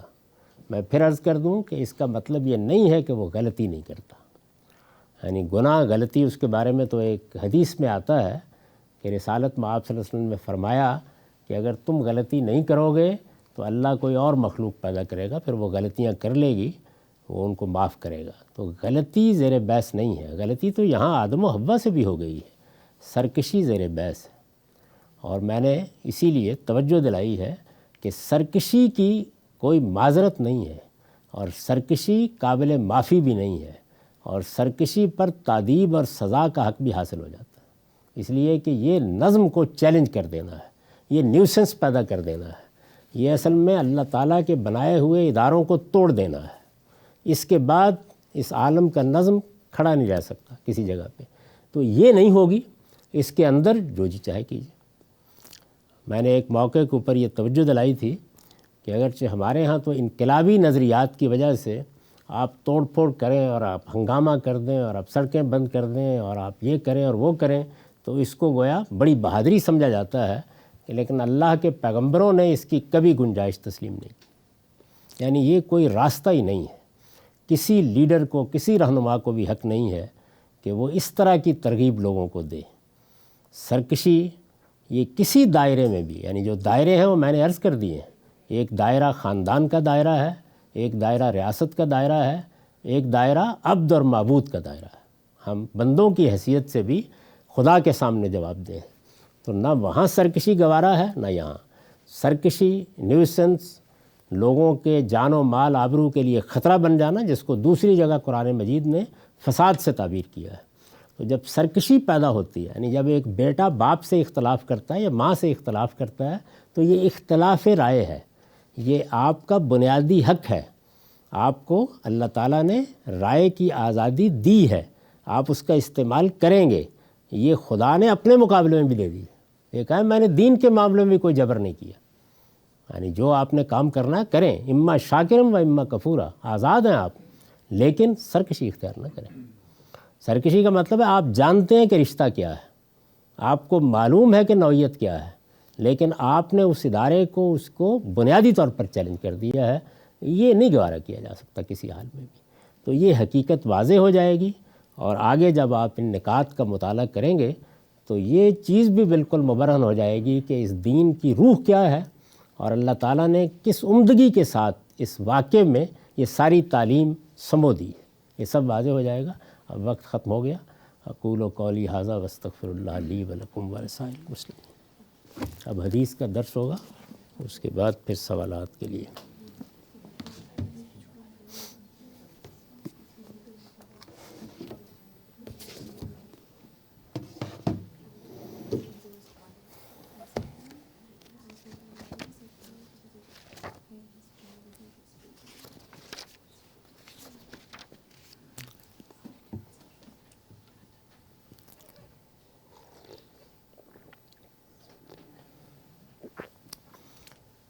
بسم اللہ الرحمن الرحیم۔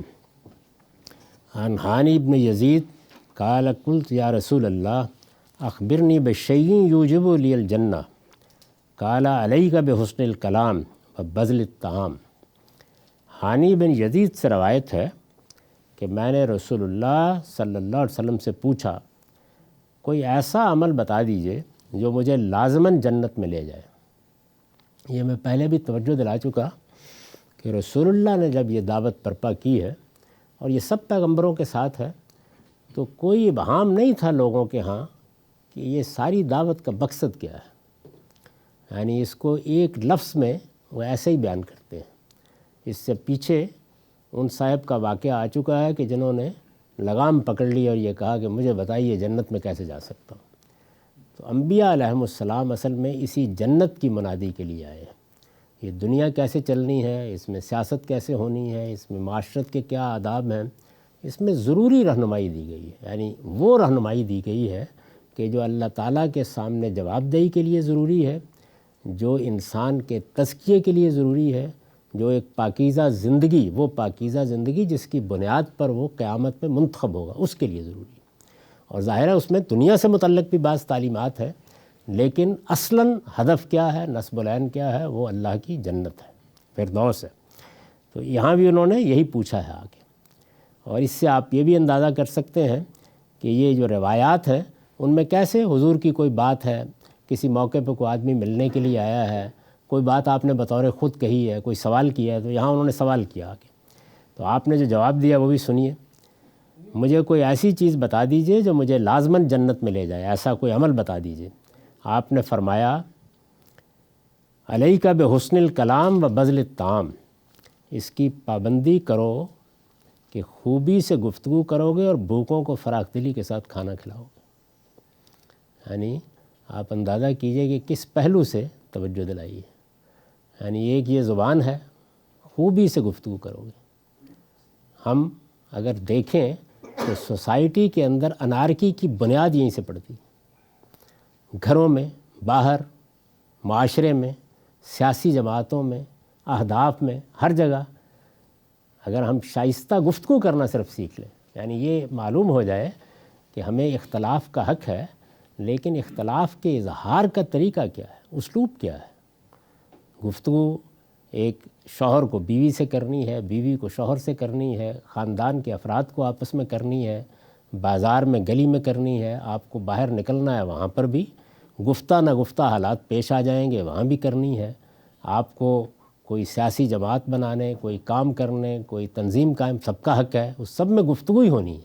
یعنی ابلاغ کا بہت بڑا معاملہ جو ہے وہ یہی ہے، جو کچھ میرے اندر ہے میں اس کا اظہار علم میں کروں، معاشرت میں کروں، تہذیب میں کروں، معاملات میں کروں، گفتگو ہی سے ہونا ہے۔ تو آپ نے فرمایا کہ جنت کی ضمانت دیتا ہوں، لیکن گفتگو خوبی سے کرو گے۔ اس میں جو عربی زبان کے الفاظ ہیں ان کو ادا کرنا آسان نہیں ہے۔ علیک بحسن الکلام، یعنی کلام کا حسن۔ تو آپ تہذیب، شائستگی، جتنے الفاظ بھی آپ کے پاس ہیں سب استعمال کر لیں، جامع تعبیر کیا ہے؟ حسن کلام۔ تو حضور نے فرمایا کہ یہ ہے وہ چیز جسے تمہیں حاصل کرنا ہے۔ بات کیسے کرنی ہے، اپنی بات کیسے پہنچانی ہے، تنقید کیسے کرنی ہے۔ یعنی آپ اگر دیکھیں تو مذہبی اختلافات، آپ اگر دیکھیں تو سیاسی اختلافات، آپ اگر دیکھیں تو سوسائٹی کے اندر معاشرتی اختلافات، ان سب میں بنیادی کردار کیا چیز ادا کرتی ہے؟ اختلاف رائے نہیں ادا کرتا۔ اختلاف رائے تو حسن ہے۔ جس وقت ہم اپنی زبان کو بے لگام چھوڑ دیتے ہیں، یعنی دوسرے کو استہزاء کا نشانہ بنا لیتے ہیں، تناوز بالالقاب کا نشانہ بنا لیتے ہیں، جب دوسرے کی عیوب تلاش کرنے لگ جاتے ہیں، جب ہماری زبان پر گرفت نہیں رہتی اور ہم تحقیر پر اتر آتے ہیں۔ تو اگر آپ دیکھیں تو قرآن مجید نے سورہ حجرات میں جب کہ رسالت میں آپ صلی اللہ علیہ وسلم دنیا سے رخصت ہونے والے ہیں، امام فرائی نے اشارہ کیا ہے کہ پورے قرآن کے مخاطبین جو ہیں وہ لوگ ہیں، یعنی مشرکین عرب ہیں، اس کی ہدایت تو عالمگیر ہے، لیکن اس سورہ کے مخاطبین حضور کے بعد والے ہیں، اس لیے کہ وہاں تو حضور موجود تھے روکنے کے لیے، لیکن اصل مسئلہ جو پیش آنا ہے وہ یہی پیش آنا ہے۔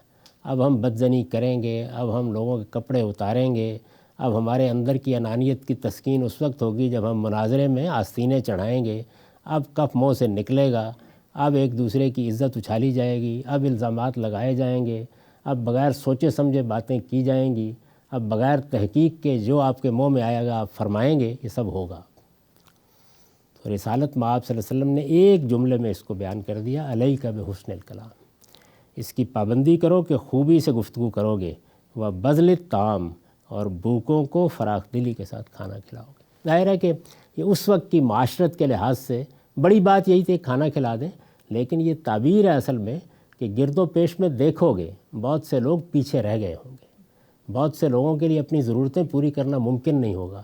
تو اس کائنات میں اللہ تعالیٰ کی اسکیم یہی ہے کہ اس نے تمہیں دیا ہوگا، کسی کو کم کسی کو زیادہ۔ اگر تو وہ خود بانٹنے کے لیے بیٹھ جاتا تو پھر تو کوئی بھی محروم نہ رہتا، لیکن جو دنیا کا نظام ہے اس میں محرومی تمہارے گرد و پیش میں ہوگی۔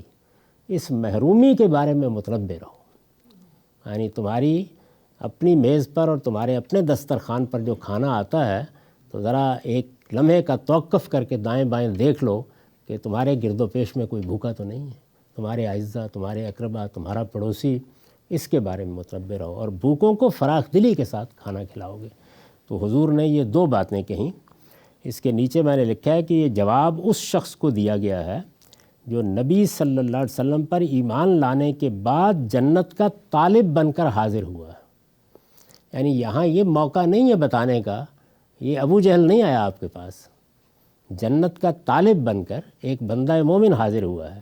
اس میں ظاہر ہے کہ ان چیزوں کے بیان کرنے کی کوئی ضرورت نہ تھی جو فرائض و واجبات کی حیثیت سے دین میں متعین ہے، یعنی نہ آپ نے یہاں نماز کا ذکر کیا، نہ روزے کا ذکر کیا، وہ تو واقف ہے اس بات سے، دین کی یہ باتیں معلوم ہے، اور اس زمانے کا ہر شخص ایمان لاتے ہی ان سے پوری طرح واقف ہو جاتا تھا، تو ان کو بیان کرنے کا نہ موقع تھا نہ اس کی ضرورت۔ اس چیز کی طرف آپ نے توجہ دلائی جو کریکٹر یا کردار یا سیرت کو پیدا کرتی ہے، جس میں حقیقی خیرخواہی کے ساتھ انسان اس دنیا میں جیتا ہے، جس کے نتیجے میں وہ زندگی اور وہ روح پیدا ہوتی ہے جو اس پوری معاشرت کے اندر صلاح و فلاح پیدا کر دیتی ہے۔ تو دو چیزوں کو پکڑ کر آپ نے توجہ دلائی۔ آپ غور کیجئے کہ اگر ہم اپنی زبان پر گرفت کر لیں، آپ نے ایک موقع پر پکڑ کر اس کو فرمایا تھا کہ مجھے اس کی ضمانت دے دو، میں تمہیں جنت کی ضمانت دے دیتا ہوں، تو وہاں بھی یہی چیز مقصود تھی کہ فتنے اس سے پیدا ہوتے ہیں، اسی کے نتیجے میں ایک کے بعد دوسری چیز برباد ہوتی چلی جاتی ہے، اور محروموں سے بے نیاز ہو جانا۔ یعنی دیکھنا چاہیے کہ جس وقت ہم ہزاروں روپے خرچ کر رہے ہوتے ہیں، دسیوں ڈالر خرچ کر رہے ہوتے ہیں، اور کسی جگہ پر بیٹھ کر کھانا کھا رہے ہیں، تفریح کر رہے ہیں، تو کیا فی الواقع ہم نے دائیں بائیں دیکھ لیا ہے؟ نہیں، ساری دنیا کی ذمہ داری تو نہیں ہے انسانوں کے اوپر، وہ ذمہ داری ظاہر نظم اجتماعی پر ہے، لیکن گرد و پیش کی ذمہ داری تو ہے نا۔ یعنی آپ کے اعزہ میں، آپ کے اقربا میں، آپ کے قریبی لوگوں میں اگر کسی کا حال یہ ہے کہ وہ بھوکا سوتا ہے تو پھر تو انسان کو تڑپ اٹھنا چاہیے اور کوشش کرنی چاہیے کہ وہ اس کو بھی کھانا کھلائے. چلیے آدھی نہ صحیح چوتھائی صحیح روٹی اس کے سامنے بھی پیش کر دیں تو بھوکوں کو فراخ دلی کے ساتھ کھانا کھلاؤ گے. اس میں جو فراخ دلی کا لفظ استعمال کیا ہے عربی زبان کے الفاظ میں بذل الطعام، تو یہ جو اللہ کی راہ میں سخاوت کرنا ہے اس میں یہی جذبہ ہونا چاہیے. آپ خدا کی راہ میں دے رہے ہیں تو آپ کے اندر یہ داعیہ ہونا چاہیے کہ میں اس میں بخیلی نہیں دکھاؤں گا. اسی وجہ سے بخل کو اور حرص کو بہت قابل مذمت قرار دیا گیا ہے. یہ دونوں چیزیں ان پہ قابو پانا چاہیے، اور جو کچھ خدا کی نعمتیں حاصل ہیں یہ سمجھ لینا چاہیے کہ محروموں کا اس میں حق ہے. اسی کو قرآن مجید میں بیان کیا ہے کہ وفی اموالکم حق للسائل والمحروم، یعنی یہ خیال نہ کرو کہ تم کوئی احسان کر رہے ہو، تمہارے مال میں سائل اور محروم کا، یعنی جو کوئی مطالبہ لے کے آ جائے اپنی ضرورت لے کے آ جائے اور وہ جس کو تم جان لو کہ وہ محروم ہے اور تمہارے قریب ہے، اس کا حق ہے وہ ادا کرنا چاہیے. وآخر دعوانا الحمدللہ رب العالمین.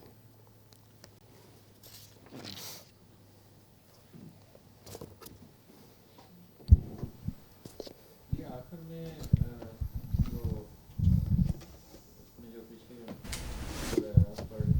آخر میں کیوں کہا ہے اللہ تعالیٰ نے کہ تم زمین میں رہو، وہی تمہارا مستقل ٹھکانا ہے؟ وہ تو آبویس ہونا چاہیے اگر وہ پہلے سے ہی زمین میں تھے. اچھا تو آپ کیا کہتے ہیں بچوں کو جب وہ تھوڑے بڑے ہو جاتے ہیں؟ بتاتے ہوں گے نا کہ بیٹے اب تمہیں اسی دنیا میں زندگی بسر کرنی ہے، یہاں بڑے چیلنج درپیش ہیں، پڑھو گے لکھو گے کچھ کرو گے. تو یہ اس طرح کی گفتگو ہے.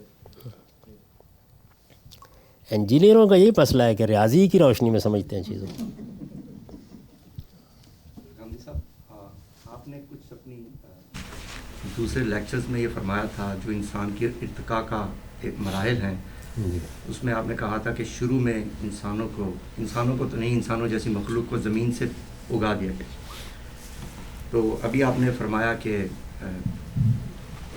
جو ایک اور ان کی ارتقاء کا مرحلہ ہے وہ حیوانی صورت میں ہے، جنسی تعلق کی بیس پہ.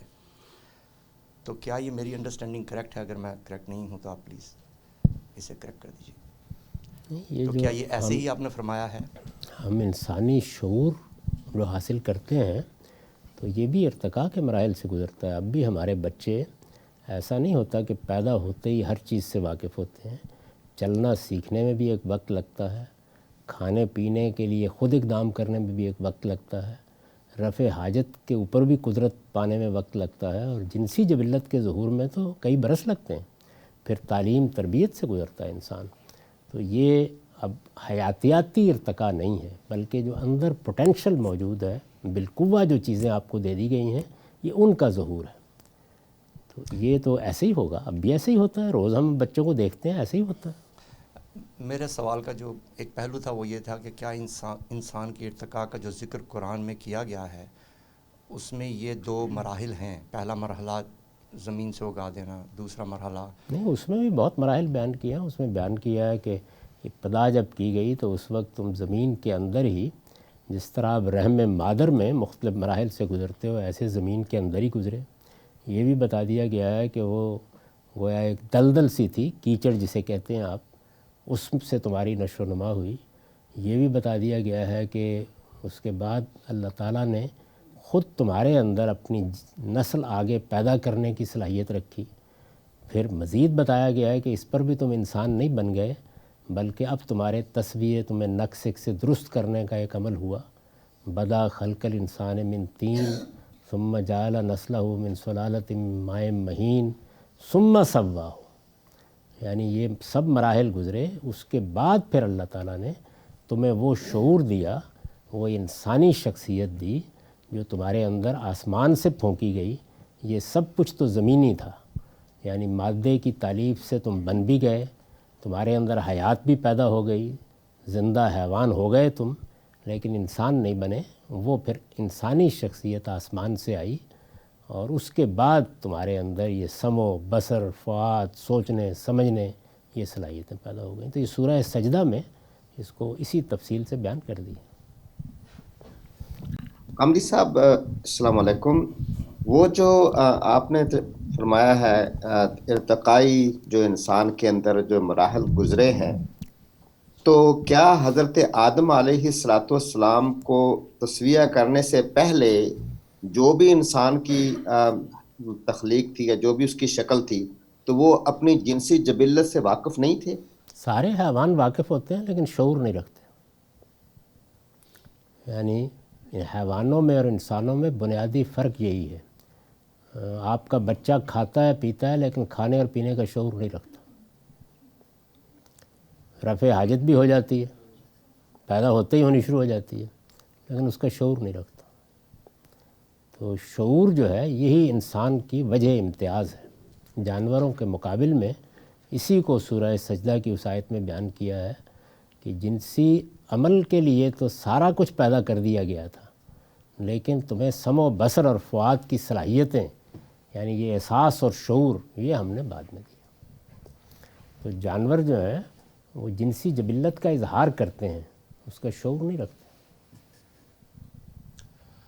شعور رکھتے تو اسی طرح شرمسار ہوتے، ویسے ہی درختوں کے پتے ڈانکنا شروع کر دیتے. غامدی صاحب سوال ہے کہ اب تک کی یہ جو آیات ہیں اس میں ہم نے دیکھا کہ ایک طرح سے اس اہبتو سے پہلے ایک لیسن کا وقت ہے. اللہ تعالیٰ نے 2 بڑے لیسن دیے، سرکشی اور جبلتوں پر قابو رکھنے کے. اس کے بعد یعنی ایسے امتحان شروع ہو گیا. تو لیسن کے دوران شیطان ایک کلیدی کردار ادا کرتا ہے دونوں میں، لیکن شیطان کی اس کے بعد کنٹینیوئنگ ضرورت کیا ہے جب کہ انسان کا نفس اس کو پوری طرح جہنم میں بھیجنے کی صلاحیت رکھتا ہے. تو شیطان کے وسوسے پھر یہ تھوڑا انفیئر نہیں ہے؟ نہیں، سوال یہ ہے کہ یعنی شیطان کو کوئی اللہ تعالیٰ نے کہا کہ وسوسہ ڈالے؟ وہ موجود ہے نا، جنات موجود ہیں، وہ اپنا کام کریں گے. آپ کی ضرورت کیا ایسے بتا رہے ہیں کہ جس طرح آپ کے لیے روٹی پانی کا بندوبست کیا گیا ہے، اسی طرح شیطان کا بندوبست بھی کیا گیا ہے. تو اللہ تعالیٰ نے تو مخلوقات پیدا کی ہیں، ان میں سے جنات کو بھی اللہ نے شعور دیا ہے، ان کی طرف پیغمبر آئے ہیں، ان کے پاس ہدایت ہے. اللہ توفیق دیتا تو ابلیس اور اس کی ذریت جتنے لوگ بھی تھے یا وہ اکیلا تھا، وہ اس موقع پر سرکشی نہ کرتے. تو تب بھی امتحان تو ایسے ہی ہوتا، رمضان میں نہیں ہوتا. رسول اللہ نے فرمایا ہے کہ اس میں جنات کا خطور بند کر دیا جاتا ہے، تو اس کے باوجود بہرحال ہوتا. یعنی یہ تو ہوتا ہے کہ ترغیب کے پہلو کم ہو جاتے ہیں. کبھی جائزہ لے کے دیکھیے، بالکل ایسے ہی ہوتا ہے. تو ہمارے اندر جو فالہمہا فجورہا و تقویٰ وہ تو موجود ہے. تو آپ یہ کہہ سکتے ہیں کہ اگر ابلیس سرکشی نہ کرتا تو ذرا ترغیب کم ہوتی، لیکن پھر قرآن نے دوسرا جواب دے دیا. وہ یہ کہتا ہے کہ ابلیس جو ہے وہ صرف جنات میں نہیں ہے، وہ انسانوں میں بھی ہے. من الجنت والناس، ادھر پیدا ہو جاتے ہیں. پھر بھی وہی ہونا. میں نے آپ کو اقبال کا شعر سنایا تھا نا کہ جمہور کے ابلیس ہیں ارباب سیاست، باقی نہیں اب میری ضرورت ہے افلاک. انسانوں کے شیاطین جنات کے شیاطین سے معلوم ہوتا ہے زیادہ بڑے ہیں. جی، یوسوس فی صدور الناس من الجنت والناس، یعنی لوگوں کے دلوں میں وسوسے پیدا کرتے ہیں، وہ جنات میں بھی سے ہیں اور انسانوں میں سے بھی، دونوں.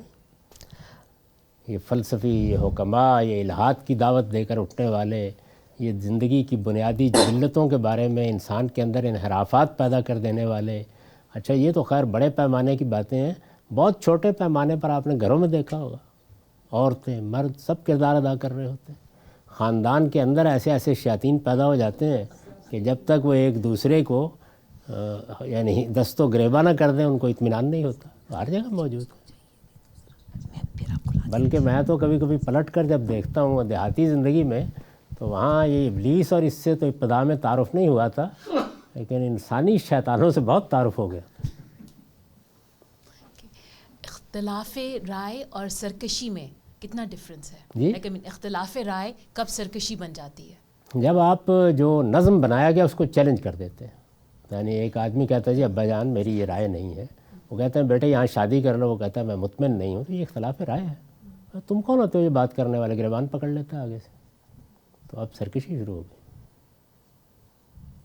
غامدی صاحب اسی کو قرآن مجید نے، وہاں شادی کرنی چاہیے یا جہاں دل کہے وہاں شادی کرنی چاہیے؟ نہیں، وہ آپ کو پوری آزادی ہے، جہاں چاہے جو کریں. میں تو یہ عرض کر رہا ہوں کہ اختلاف رائے کیسے کرنا ہے. یعنی آپ کا سوال یہ تو نہیں ہے کہ شادی کہاں کرنی ہے. It's actually an example of that کہ اب ایک اختلاف رائے ہو گئی ہے, اب وہ ہزاروں چیزوں میں اس ہوتا ہے, لگے روز ہوئے ہیں, ہوتا وہ ہے. اپنے اس میں اٹکے ہوئے ہیں, تو اب دونوں لوگ جب آپس میں ایک اس میں اٹکے ہوئے ہیں تو سرکشی کہاں سے شائستگی سے کہہ دیجیے کہ میں آپ کی بات نہیں مانتا, بس ختم ہو گئی بات. مطلب اس میں جاوید صاحب اگر وہ ایک سٹیپ آگے جا کے جو انہی کی ایگزامپل ہے اس میں یہ کہا کہ بچے کو آپ نے سمجھایا, ایک بڑی اچھی ڈسکشن ہوئی, اس نے کہا مطلب we agree to disagree and I will go ahead اور آئی ول گیٹ میریڈ, تو یہاں پر سرکشی نہیں ہے. جی بالکل نہیں. یہاں پر سرکشی نہیں.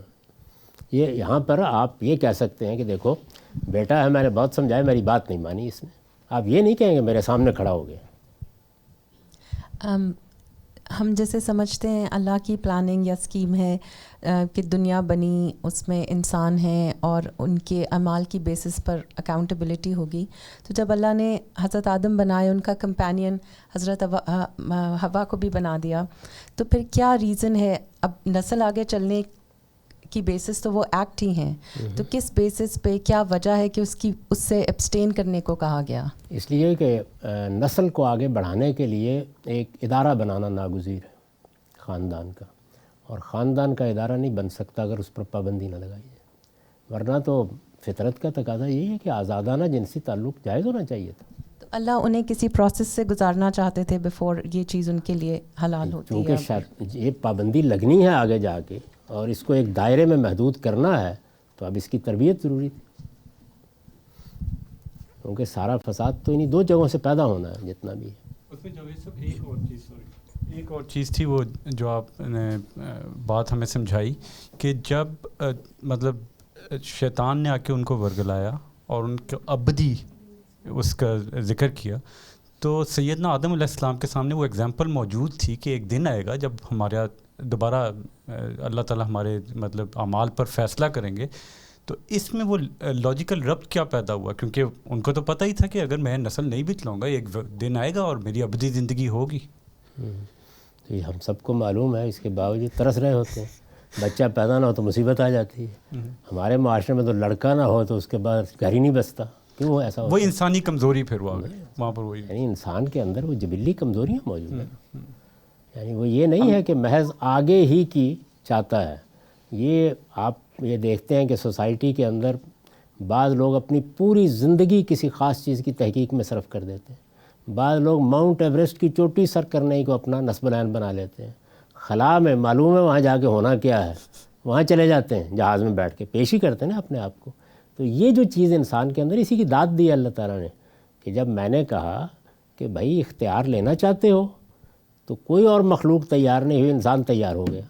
انہو کانا ظلوماً جہولا, اس کے اندر جذبات سے مغلوب ہو جانا بھی ہے اور حد سے بڑھ جانا بھی ہے. تو یہ چیز ہے جس کی وجہ سے یہ تربیت دی جاتی ہے. تو اللہ تعالیٰ نے جنسی جبلت کو مار دینے کے لیے نہیں کہا, اس کو ایک دائرے میں محدود کرنا ہے. دائرے میں محدود رکھنا انسانی نسل کے بقا کی ضرورت ہے. اب انسان اس طرح نہیں سمجھتا. یعنی اللہ تعالیٰ سے اگر بات کرتے آدم, شیطان کا یہ مقدمہ اللہ تعالیٰ کے سامنے رکھ دیتے کہ یہ تو بار بار یہ کہہ رہا ہے, تو یہ بتاتے کہ میں نے تو سارا اہتمام ہی اس لیے کیا ہے. اس نے اسی کو ہدف بنایا اور غلطی کرا دی. تو اللہ تعالیٰ نے ایک دائرے میں پابندی لگائی ہے, دوسرے میں اجازت دی ہے. اجازت اس لیے دی ہے کہ یہ جبلت رکھی اس لیے گئی ہے, اور پابندی اس لیے لگائی ہے کہ جو انسانی نسل کے بقا کے لیے یہ ضروری ہے کہ خاندان کا ادارہ ملے پیدا ہونے والے بچے کو. میرا سوال جو پیدا ہونے والے بچے کو ملے اور ہماری طرح بوڑھا ہو جانے والے کو بھی ملے, اس لیے کہ یہ دونوں نازک مرحلے ہیں. جی, کیپٹل پنشمنٹ سے ریلیٹڈ تھا. تو کچھ ایسے سنگین جرائم ہوتے ہیں کہ جن کی سزا میں آپ موت کی سزا سناتے ہیں, تو کیا اس کی پبلک ایکسیکیوشن ہونی چاہیے کہ نہیں؟ کیونکہ بعض جرائم اتنے سنگین ہوتے ہیں کہ ہماری سوسائٹی کو اس کے بارے میں بتانا ضروری ہوتا ہے کہ اگر آپ اس کو جیل میں ہی سزا دے دیں وہ تو اس کا کوئی ایفیکٹ نہیں ہوتا سوسائٹی کے اوپر. تو کیا پبلک ایگزیکیوشن ہمارے مذہب میں الاؤ ہے, ہونی چاہیے؟ اس پر اللہ تعالیٰ نے نفیاً یا اثباتاً یعنی نہ روکا ہے نہ کہا ہے, آپ پر چھوڑ دیا. اگر آپ سمجھیں کہ کسی وقت اس کی ضرورت ہے تو دے لیں, لیکن اس پر بہت کچھ گفتگو ہوتی رہتی ہے. عام طور پر تجربہ یہ ہے کہ خاص فائدہ نہیں ہوتا اس کا. غامدی صاحب, اللہ تعالیٰ نے جو فرمایا ہے یا بنی آدم لا یفتننکم الشیطان کما اخرج ابویکم من الجنہ, تو یہاں یہ جو جنت کا وہ ذکر کیا گیا ہے کہ آدم علیہ السلام کو شیطان نے نکلوا دیا تھا، اگر وہ باغ ہی ہوتا جیسا کہ آپ نے فرمایا ہے دنیا میں، تو کوئی اتنی آنر والی بات تو نہیں تھی جس کو ذکر کیا جاتا کہ بھئی تمہارے باپ کو اس نے جنت سے نکلوا دیا. یعنی تو کیا اس سے یہ بڑی اعزاز کی بات ہے، ایک جگہ جو خدا نے منتخب کی جس میں وہ سارے اسباب پیدا کیے کہ جہاں پر وہ اطمینان کے ساتھ رہیں، کھائیں پئیں، زندگی بسر کریں، اس کے بعد تگ و دو شروع ہو گئی. یعنی اس کے بعد تو پھر جد و جہد ہے نا. اب جا کے برف پوش پہاڑوں کو بھی آباد کرنا ہے، اور کبھی عشق کر کے بھاگنا ہے، کبھی جرم کر کے بھاگنا ہے، اور کبھی انسان کے اندر جو تجسس کی جو علت ہے اس کے لیے بھاگنا ہے، کبھی نخلستان خشک ہو جانے ہیں، پھر اپنی بکریاں لے کے کوئی نئی جگہ تلاش کرنی ہے. تو یہ سب کچھ ہونا ہے نا اس کے ساتھ. اللہ تعالیٰ نے یعنی آپ ہمارے پاس مہمان آئیں اور ہم آپ کے لیے میزبانی کا اہتمام کریں، اور پھر 2-1 دن رکھنے کے بعد کہیں کہ اب جاؤ میاں جا کے اپنے لیے شیلٹر تلاش کرو. یہ ایسے ہی ہوا ہے، وہ خدا کی میزبانی میں ہے اس وقت. یعنی میں نے جس باغ میں یہ اہتمام کیا ہوا تھا تمہارے لیے، اس کی تصویر کھینچی ہے اس کے بعد سورہ طٰہٰ میں، کہ وہاں تمہیں کوئی ضرورت نہیں تھی ایسی جس کو پورا کرنے کے لیے تمہیں کچھ کرنا پڑے. تو اب تو اس کے بعد ہم ان ضروریتوں کے اندر ہیں. معلوم نہیں اللہ تعالیٰ نے کس خطے کا انتخاب کیا تھا اور وہاں کیا اہتمام کیا تھا. اب بھی دنیا میں بعض خطوں کو دیکھ کر آدمی ششدر رہ جاتا ہے، پروردگار یہاں کیا کچھ آپ نے پیدا کر دیا. تو جاوید صاحب اس طرح دونوں جو آپ نے مثالیں بتائی اور بنی اسرائیل کی مثال بتائی، تو اس سے اس کی طرف انکلینیشن نہیں ہے کہ ہائر اسٹیٹ سے لوور اسٹیٹ میں آگے بے شک دنیا میں ہی ہے، لیکن اللہ تعالیٰ کی ایک بہتر اسٹیٹ میں تھا وہ، اور اللہ تعالیٰ غیر معمولی تھی. یعنی وہاں پر تو رکھا گیا تھا، گویا یوں سمجھ لیجئے کہ ایک بہت یعنی 5 اسٹار ہوٹل میں بیٹھا ہوا تھا. رائٹ. اللہ تعالیٰ نے بہت اہتمام سے وہ جگہ کا انتخاب کیا، وہاں رکھا تھا. اور بنی اسرائیل والی اسٹیٹ میں بھی وہ گوشت کھا رہے تھے، اور اس کے بعد میں وہاں پر بھی یہی ہوا، مطلب ایک خدا کی میزبانی کا اتنا غیر معمولی اہتمام تھا کہ آپ کو کچھ کرنا ہی نہیں ہے. ٹھیک. صبح اٹھتے تھے تو بٹیریں ہی بٹیریں پڑی ہوتی تھیں، اور ان کو پکڑنے کے لیے بھی کوئی تگ و دو نہیں کرنی پڑتی تھی. صحیح. تو خدا کی میزبانی میں تھے آدم. اس کو کہا ہے، اس کا آپ ترجمہ یوں کیے کہ ہمارے اس باغ سے اب جاؤ نکلو جاؤ. یہ جس خلد کا ذکر کیا ہے اس میں، یعنی درخت کا پھل کھانے کے نتیجے میں تم ہمیشگی تمہیں مل جائے گی، تو اس سے اگر محض یہ مراد ہے کہ نسل کی بقا جو ہے وہ ہمیشگی ہے، تو ہمیشگی اصل میں خلد تو وہ جنت سے متعلق ہوتی ہے. یہاں تو موت سر پہ ہے، بے شک نسل ہو بھی جائے، تو اس کو خلد کیوں کہا گیا؟ اب دیکھیں کہ اسی پر محمد حسین آزاد کا ایک مضمون ہے نارنگ خیال میں، بقائے دوام. شاعر اس کی تمنا کرتے ہیں، بادشاہ اس کی تمنا کرتے ہیں، قلعے اس کے لیے بنتے ہیں، تاج محل اس کے لیے تعمیر کیے جاتے ہیں. ان سب کو یہ پتہ نہیں تھا جو آپ بات بتا رہے ہیں. تو ایک ہمیشگی وہ ہے جو انسان اس دنیا میں چاہتا ہے، ما دامت السماوات والارض. وہ ہمیشگی تو انسان کے لیے نصیحہ ہے.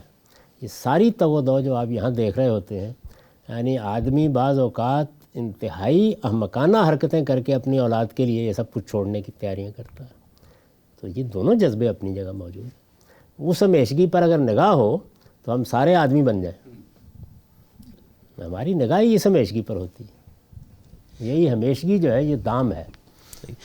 آپ ذرا بتائیں کہ کتنے لوگ ہیں کہ جو یہ فیصلہ کرتے ہیں کہ کیا کرنا ہے یہ اولاد کے لیے جمع کر کے اور یہ سب کر کے بس بابر بعیش کر کھائیں پئیں. ایسا نہیں ہے. دوسرے جانوروں میں جو محض جنسی جبلت ہوتی ہے اور اس میں شعور نہیں ہوتا، لیکن ہم دیکھتے ہیں کہ جانوروں میں بھی ایک خاص عمر تک وہ جبلت کا اظہار نہیں ہوتا. تو اس چیز کو ہم جبلت ہی کہیں گے، بے شک عمر کے اس حصے. دیکھیے وہ تو انسان کے اندر بھی جبلت کا ظہور ایک خاص عمر میں ہوتا ہے، اس کے جانوروں کے اندر بھی اس کا ظہور. لیکن جس وقت وہ ظہور ہوتا ہے تو اس چیز کو ہم جان لیتے ہیں کہ یہ ہو گیا ہے، اور پھر اس کے بعد اس کے ساتھ بہت سے فلسفے، بہت سے تصورات وابستہ کرتے ہیں. ان کے ہاں یہ ایسے ہی کہ جیسے کھانے پینے کا ہمارے بچے کا ظہور ہو جاتا ہے، تو ایسے ہی جانور بھی کرتے ہیں. میرا اس سے پچھلی والی اس سے متعلق ہے کہ آدم علیہ السلام کو جب شیطان نے کہا کہ تم ملاکین نہ بن جاؤ، تو حقیقی طور پر تو آدم نے فرشتے نہیں بن جانا. تو پھر ایسی کیا اٹریکشن نظر آئی کہ اس نے یہ فریب دیا کہ تم فرشتے نہ بن جاؤ؟ اس میں کیا ایسی اٹریکشن تھی؟ یعنی فرشتوں کی طرح نہ بن جاؤ. فرشتوں کے معاملے میں اسے معلوم تھا کہ وہ ایک برتر مخلوق ہیں اور اللہ تعالیٰ کے ہاں بھی بہت مقرب ہیں، اور یہ بھی کہ ان کے ہاں وہ موت کا خطرہ نہیں ہے، تو ظاہر ہے کہ اس نے تو ترغیب دینی ہے نا. یہ اللہ تعالیٰ نے نہیں کہا، یہ شیطان نے آ کے ایک صورتحال کو بہت اچھا بنا کے پیش کیا ہے. ایسا ہی کرتا ہے وہ، اب بھی یہی کرتا ہے. وہ کون تھا جس نے بابر کو یہ کہا تھا، ہندوستان کے بادشاہ کو، کہ زندگی کا اصول وہ نہیں ہے جو پیغمبر بتاتے ہیں، زندگی کا اصول یہ ہے کہ بابر بعیش کوش کے عالم دوبارہ نیست. یہ کس نے بتایا ہے؟ شیطان ہی بتاتا ہے. اس کو بھی اسی نے بتایا تھا اور آدم کو بھی اسی نے بتایا تھا. امنی صاحب السلام علیکم. جی ارشاد. سر یہ جو انانیت کا امتحان ہے استکبار کے حوالے سے پچھلے سیشن میں بھی جو بات ہوئی تھی، تو اس میں اگر ہم اپنا محاسبہ کرتے ہیں، بعض دفعہ ہم اسپاٹ آؤٹ کر لیتے کہ اس میں ہمارے لہجے میں تکبر آ گیا تھا یا ہم نے اس انداز میں بات کی. تو لیکن بہت سارے مواقع ایسے زندگی میں گزرے ہوں گے جس میں بالکل اندازہ ہی نہیں رہا. تو اس میں پھر توبہ اس کی کیسے کی جائے؟ عمومی توبہ ہوگی یا باقاعدہ جاننا ضروری ہے کہ ہم نے کس کس موقع پہ کس وقت تکبر کیا ہے اور اس وقت بھی موجود ہے ہمارے اندر؟ دیکھیے، اگر معاملہ آپ کے اور آپ کے پروردگار کے درمیان میں رہا ہے تو ہر نماز میں موقع ہوتا ہے توبہ و استغفار کا. اور ایک بندہ مومن اگر شعور کے ساتھ نماز پڑھے تو وہ یہی دعائیں کرتا ہے کہ پروردگار میرے گناہوں کو معاف کر دے، خطاؤں سے درگزر فرما، مجھ سے جو غلطیاں ہوئی ہیں ان پر پردہ ڈال دے، یہی کہتا ہے. تو اگر تو معاملہ بندے اور اللہ کے درمیان ہے تو بس یہ کافی ہے. خود حضور نے یہی فرمایا. آپ کو معلوم ہے کہ آپ کے زمانے میں جو وہ ایک شخص آیا اور اس نے کہا کہ میں وہاں بکریاں چرا رہا تھا تو وہاں ایک چروائی کے ساتھ یہ اور یہ ہو گیا، تو آپ نے فرمایا کہ تم نے ابھی نماز پڑھی ہے، بس ختم ہوا معاملہ. تو یہ نماز، یہ روزہ، یہ جو اس طرح کے موقع ہیں، یہ اصل میں یہی ہے کہ اس میں توبہ استغفار کی توفیق ہوتی ہے آدمی کو. لیکن اگر اس تکبر، اس انانیت کا اظہار کسی دوسرے کی طرف ہوا ہے اور آپ نے اس کی جان مال آبرو کے خلاف کوئی اقدام کیا ہے تو پھر اس سے معافی بھی مانگنی چاہیے اور تلافی بھی کرنی چاہیے. حمید صاحب، کرسچینٹی میں اوریجنل سن کا تذکرہ کیا جاتا ہے. تو یہ جو ہم نے سورہ اعراف کی آیات پڑھی، اس سے پہلے مختلف جگہوں پہ سورہ بقرہ میں یہ اللہ تعالیٰ نے بتایا کہ کس طرح سے انسان کا ظہور پذیر ہوا. تو اوریجنل سن کا کانسیپٹ اسلام میں یقیناً کوئی نہیں ہے. اور یہ کہ یہ کہا جاتا ہے کہ Jesus Christ died for my sin, یہ ان کا کانسیپٹ ہے. جبکہ اسلام میں 5 جگہ کہا گیا ہے وَلَا تَزِرُ وَازِرَةٌ وِزْرَ أُخْرَى، کہ آپ اپنے ہی اعمال کے ذمہ دار ہوں گے.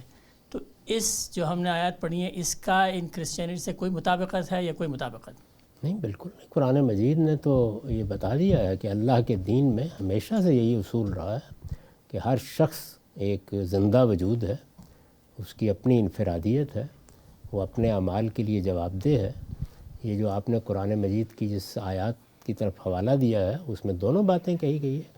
وَلَيْسَ لِلْإِنسَانِ إِلَّا مَا سَعَىٰ وَأَلَّا تَزِرُ وَازِرَةٌ وِزْرَ أُخْرَىٰ، یعنی کوئی کسی دوسرے جان کا بوجھ نہیں اٹھائے گا اور انسان کو وہی ملے گا جو اس نے خود کمایا ہے. تو اس لیے قرآن مجید کی تو ساری دعوت تعلیم اسی پر کھڑی ہے. گاندھی صاحب، ہسٹری کے مطالعے سے ہمیں پتہ چلتا ہے اور موجودہ سویلائزیشن سے بھی ہمیں پتہ چلتا ہے کہ جو انسان کی ترقی ہے اس میں جو ایک ایلیمنٹ ہے مطالعے کا، علم کا، نالج کا، اس نے بہت بڑا کردار ادا کیا ہے.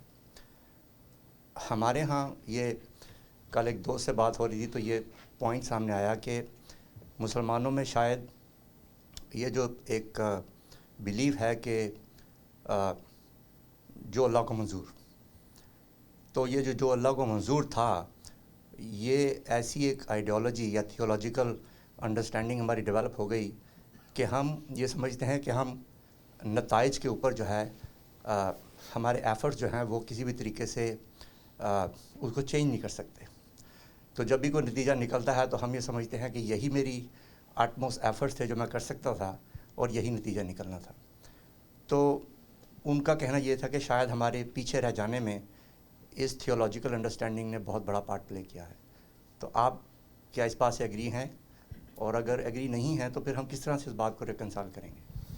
کہ آپ جب اپنی قوم کو دیکھتے ہیں تو آپ کو یہی لگتا ہے یہ جو چوری چور کر رہے ہوتے ہیں، یہ جو ملاوٹ کر رہے ہوتے ہیں، یہ سب کر رہے ہوتے ہیں، جو اللہ کو منظور ہے بیٹھے ہوئے.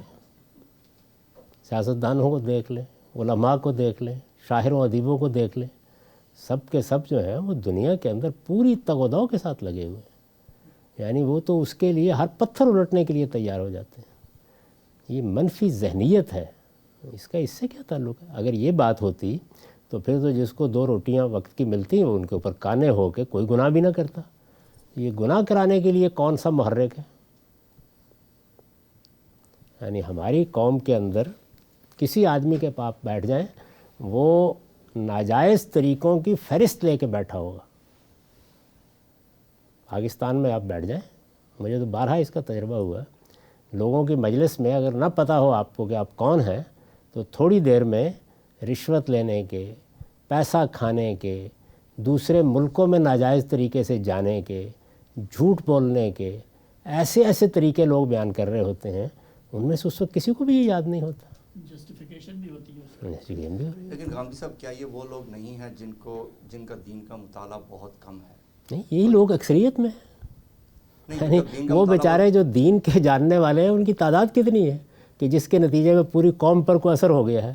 اگر واقعتاً ایسا ہوتا تو آپ یہ دیکھیے کہ ان کا دین کا مطالعہ ہے، یعنی برا بھلا بھی مطالعہ ہے، وہ تو یہی بتا رہے ہیں لوگوں کو کہ تمہیں کوشش کرنی ہے، تمہیں محنت کرنی ہے، اس کے نتائج نکلنے ہیں. اللہ تعالیٰ نے اپنی عنایتوں کو، نعمتوں کو کوشش جد و جہد کے ساتھ وابستہ کر رکھا ہوا ہے. یعنی اب آپ کوئی خواہ بخواہ کے فضول قسم کے لوگوں کی مثال نہ دیں. جو ہمارا علم ہے مسلمانوں کا وہ تو یہی بتا رہا ہے، بڑے علماء اہل علم یہی بتا رہے ہیں. تو اس سے مختلف بات کس نے بتائی ہے؟ یعنی یہ جو آپ نے کسی صاحب کا قول بیان فرمایا ہے، یہ کسی عالم کا قول نہیں ہے، وہ ایسی بات کبھی نہیں کہتے. ویسے ابھی کیپٹل پنشمنٹ کے بارے میں محترمہ نے بات کی تھی، اس کے بارے میں تھوڑا سا الیبوریٹ کر دیں، کیونکہ میرے ذہن میں بھی وہی تھا کہ جو حد کی سزائیں ہیں اس کے اندر شاید پبلک ڈیٹرنس زیر مطلب اٹس فوکسڈ کہ لوگ آ کے دیکھیں تاکہ وہ ڈیٹر کرے. تو وہ پلیز اسے کلیریفائی کر دیں گے. میرے لیے بھی اٹ واز نیوز. نہیں ایسی کوئی بات نہیں. صرف بدکاری کی سزا کے بارے میں یہ کہا ہے کہ وہ سزا اصل میں 3 چیزوں کا مجموعہ ہے. یعنی اس میں 100 کوڑے بھی، اگر مجرم آخری درجے میں سزا کا مستحق ہو گیا ہے تو اس کو درے بھی پڑیں گے، اور یہ بھی کہ وہ کسی پاک دامن عورت کے ساتھ شادی بھی نہیں کر سکے گا، اور اس کی فضیت بھی ہوگی. یعنی جب اسے یہ سزا دی جائے گی تو وہاں کچھ لوگ موجود ہونے چاہیے، کچھ لوگ. سرے عام بالکل اور چیز ہے. اور یہ صرف ایک سزا کے بارے میں، باقی نہیں. سعودی عربیہ میں لیکن جو وہاں پہ ان کا جو قانون ہے وہ یہ ہے کہ لائک اگر جیسے کسی نے چوری کی ہے اس کے جرم میں اس کے ہاتھ کاٹنے کی سزا، تو وہ اس فرائیڈے کے لیے اس کو بند کر کے رکھتے ہیں. پھر جو فرائیڈے ہوتا ہے تو شہر کی جو جامعہ مسجد ہے اس کے سامنے باہر نماز کے بعد اس کے ہاتھ کاٹے جاتے ہیں پبلکلی. یہ ان کا فیصلہ ہے. یعنی ایسا نہیں کہ اللہ نے یہ کہا ہے کہ ایسا کرو. اسی لیے جب انہوں نے سوال کیا تو میں نے کہا کہ یہ فیصلہ آپ کو کرنا ہے. اللہ تعالیٰ نے نہ روکا ہے نہ کرنے کے لیے کہا ہے. لیکن کیپٹل پنشمنٹ کے بارے میں یہ اصول بیان کر دیا ہے کہ یہ آپ کی ثوابدید پر نہیں ہے. یہ صرف 2 ہی جرائم میں ہو سکتی ہے. ایک یہ کہ کسی نے کسی کو قتل کر دیا ہو، اور دوسرے یہ کہ وہ لوگوں کی جان مال عزت کے لیے خطرہ بن جائے. ابھی آپ نے پوچھا تھا نا کہ یہ سرکشی کیا چیز ہے، تو اس کو دیکھیے نا، واضح کیا ہے فساد کی تعریف کرتے ہوئے کہ قتل ہے. عام حالات میں ایک آدمی کسی کو مار دیتا ہے، لیکن یہ قتل جب دہشت گردی بنا ہے تو یہ اصل میں اسٹیٹ کے نظام کو چیلنج کر دیا گیا تھا. یعنی قتل نے دہشت گردی کی صورت، چوری زید نے آپ کے گھر میں کر لی، کسی اور نے کہیں کر لی، وہ ڈرا مارا بیچارہ آتا ہے، کہیں سے گھستا ہے، نقب لگاتا ہے، یا کوئی سامان یا کوئی آپ کی دراز سے چیز نکال لیتا ہے. لیکن ڈاکہ تو اب یہ سرکشی ہے. اس کا مطلب یہ ہے کہ آدمی نے اب سسٹم کو توڑنے کا فیصلہ کر لیا ہے. اسی طرح بدکاری، یعنی انسان پر ایک جبلت کا غلبہ ہوا اور باہمی رضامندی سے اس طرح کا کوئی معاملہ ہو گیا تو یہ محض ایک گناہ ہے. لیکن ریپ تو اب یہ سرکشی ہو گئی. جب ان کی ڈائلاگس ہو رہے تھے اللہ کی اور شیطان کی اسی معاملے میں کہ मैं सजदा नहीं करूँगा, तो किस पॉइंट पे वो सरकश बन गया था, किस पॉइंट पे वो सिर्फ इख्तिलाफ राय कर रहा था? जब अल्लाह ताला ने ये कहा कि ये तुमने क्या किया है, जैसे आदम को कहा है ना कि मैंने तो रोका था, ये क्या किया है, तो उससे भी पूछा कि तुमने क्यों नहीं सजदा किया, मैंने हुक्म दिया था इसका। उसने जवाब दिया बस नहीं किया मैंने। उसने तो रीजनिंग पेश की, जैसे आजकल के हमारे बच्चे हैं वो आगे से रीजनिंग ही पेश करते हैं, तो वो किस पॉइंट पे वो हमारे सरकश बन जाते हैं और किस पॉइंट पे हमें नहीं, देखिए रीजनिंग के पेश करना मसला नहीं है, यानी आपने उस अथॉरिटी को चैलेंज कर दिया जिसके सामने आप रीजनिंग कर रहे हैं। तो असल चीज़ ये है कि वो रीजनिंग किस चीज़ पर कर रहे हैं, किसी इल्म पर कर रहे हैं, तो इसका सरकशी क्या सवाल है, या अल्लाह का किसी हुक्म के सामने सरकशी कर रहे हैं, या सोसाइटी के किसी हुक्म के सामने सरकशी कर रहे हैं। यानी अमेरिका में रहते हैं तो क्या वो ये नहीं जानते कि जुर्म में और इस स्टेट के निज़ाम को चैलेंज करने में क्या फ़र्क है, जानते हैं ना। तो बस उनको ये बताइए कि वही फ़र्क खुदा के मुकाबले में सरकशी और ख़ानदान के निज़ाम के सामने सरकशी में। नहीं, मैं गाड़ी लेके निकलता हूँ, कोई हद तोड़ देता हूँ, कोई जुर्माना हो जाता है, बल्कि जज हज़रात बाज़ औक़ात हालात जान के माफ़ कर देते हैं। अभी पिछले दिनों एक नौजवान जिसने एक रोटी का टुकड़ा कोई चुरा लिया था, तो उसमें तो बल्कि उस स्टोर को जुर्माना कर दिया गया। तो ये सब होता है। ये यहाँ क्या हुआ है, गुनाह हुआ है, जुर्म हुआ है। लेकिन अगर एक डाकू उठ खड़ा हो तो फिर क्या नौयत। ये जो स्कूलों के अंदर उठ के बच्चों को मारना शुरू कर देते हैं, तो ये है असल में कि अब सोसाइटी के निज़ाम को चैलेंज कर दिया आदमी ने। ये समझाना चाहिए। इख्तलाफ करना ये तो इंसान का हक़ है, राय देगा, इख्तलाफ करेगा, ये भी कहेगा कि मैं नहीं मानता इस बात को।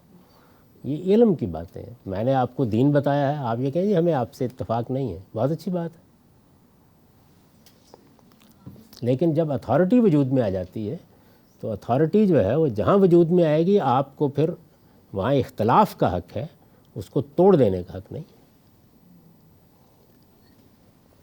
तो क्या इससे आपका मतलब ये है कि जैसे ख़ानदान में अगर हम कोई औलाद अपने बाप या माँ से सरकशी करती है तो उसके हुक्म को आखिर में ना मानना क्या सरकशी के ज़ुमरे में आएगा, क्योंकि वो उस अथॉरिटी को चैलेंज करने की?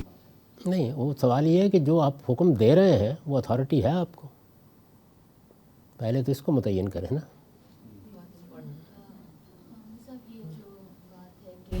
आप इख्तिलाफ राय करें, आप सुबह उठ के हुक्म दे देंगे टांगे ऊपर करो और सर नीचे करो, पहले तो आपसे पूछा जाएगा कि आपको ये अथॉरिटी थी भी या नहीं थी। अथॉरिटी जो जायज़ अथॉरिटी है, जो आपको हासिल है, जिस चीज़ के लिए या खुदा ने या सोसाइटी ने आपको इख्तियार दिया है, जब उसको चैलेंज किया जाता है।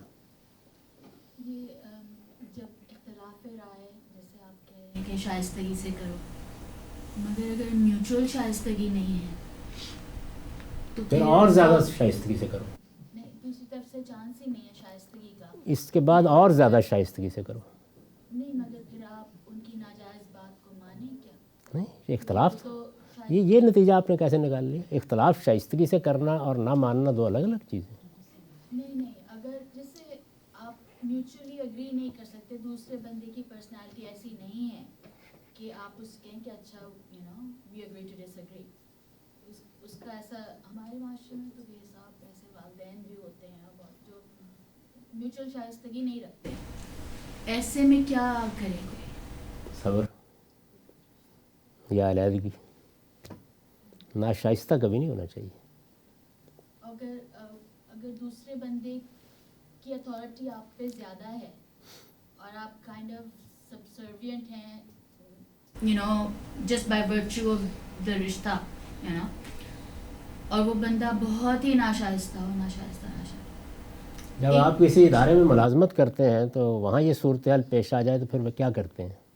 छोड़ देते हैं ना। तो छोड़ देना जो है ये आपका हक़ है, आप छोड़ दें। मगर छोड़ देने को हमारे यहाँ कहते हैं कि जो है वो ये तो आप कर ही नहीं सकते वालिदैन के साथ या किसी ऐसे। अल्लाह ने तो इसका रास्ता बंद नहीं किया। जब आप देखें कि आपके साथ ज़्यादती और जुल्म का इर्तिकाब हो रहा है तो आपको ख़ानदान का जो इदारा शादी की सूरत में बनता है उससे भी निकलने का हक़ दे दिया गया है।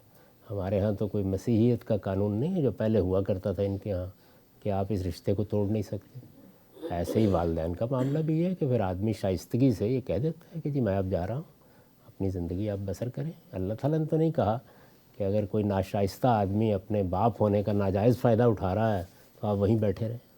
اور یہ ماں باپ کی مثال میں کہ بدتمیزی نہیں کرنی، مطلب بیسیکلی اصل چیز یہ اصل چیز وہ ہے جہاں پر شائستگی گفتگو کا حسن ہے. اقدام تو آپ نے کرنا ہی ہے. جب ایک معاملہ ایسا ہو گیا ہے کہ جس میں کوئی چارہ ہی نہیں رہ گیا تو علیحدگی تو ہوگی. لیکن وہ دیکھیے نا کہ علیحدگی کے باب میں قرآن مجید نے کیا کہا ہے. ہمارے یہاں تو خیر کبھی یہ ہوتا ہی نہیں ہے کہ اب آپ نوبت طلاق کی آ گئی ہے تو کیا کہہ رہا ہے قرآن مجید کہ آپ نے فیصلہ کر لیا طلاق دینے کا، عدت گزر گئی تو اب کیا کرنا ہے؟ فَإِمْسَاكُمْ بِمَعْرُوف اور تَسْرِيحٌ بِإِحْسَان. یعنی اب روکنا ہے تو شائستہ انسانوں کی طرح روکو، اور فارغ کرنا ہے تو حسن سلوک کے ساتھ فارغ کرو. تو یہ کسی کام کو علیحدگی کو بھی انسانوں کے درمیان علیحدگی ہو رہی ہے نا، اس کو بہت وقار، بہت شائستگی، ایک دوسرے کا احترام کرتے ہوئے ہونا چاہیے. اس میں تو سوسائٹی آپ کو کہتی ہے کہ یہ کیا کر دیا والدین کے آگے اف نہ کرو، یہ نہ کرو، جو قرآن میں بھی ہے وہ کہاں پہ اپلائی ہوتا ہے؟ نہیں تو اف کیا چیز ہوتی ہے؟ وہ عربی والا اف ہے. ہاں وہ ڈانٹنا ڈپٹنا ہے.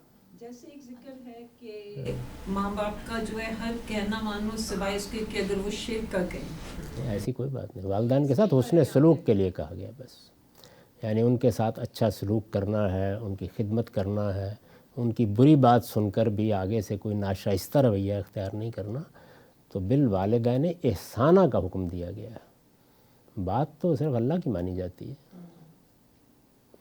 باقی بات معقول ہوگی مان لیں گے، نہیں معقول ہوگی تو شائستگی سے انکار کر دیں گے.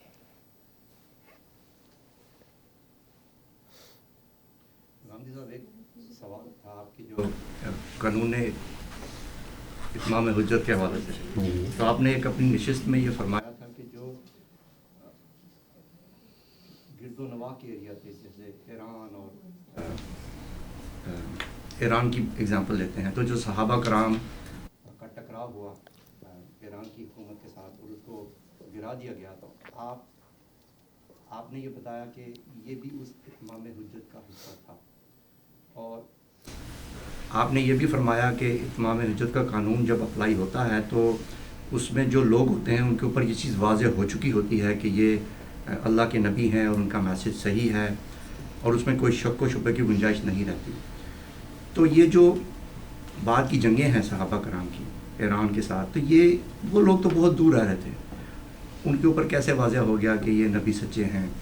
نہ تو اس وقت کوئی کمیونیکیشن کے ایسے میڈیم تھے کہ بات کو وضاحت کے ساتھ سنا جا سکتا یا اس شخص کے کردار کو دیکھا جا سکتا، جیسے کہ مکہ اور مدینہ کے لوگوں کے پاس ہی موقع تھا. باقی عرب کے بارے میں کیا خیال ہے؟ وہ بھی 6 مہینے کے فاصلے پر بیٹھے ہوئے تھے. اور یہ جو روم و ایران کی لڑائی میں شرطیں لگ گئی تھیں مکے میں، اس میں کس ٹیلی ویژن نے خبر پہنچائی تھی؟ یہ یہاں بیٹھے ہوئے ہم لوگ خیال کرتے ہیں. یہ سب کچھ جو تھا وہ پوری دنیا میں زیر بحث تھا.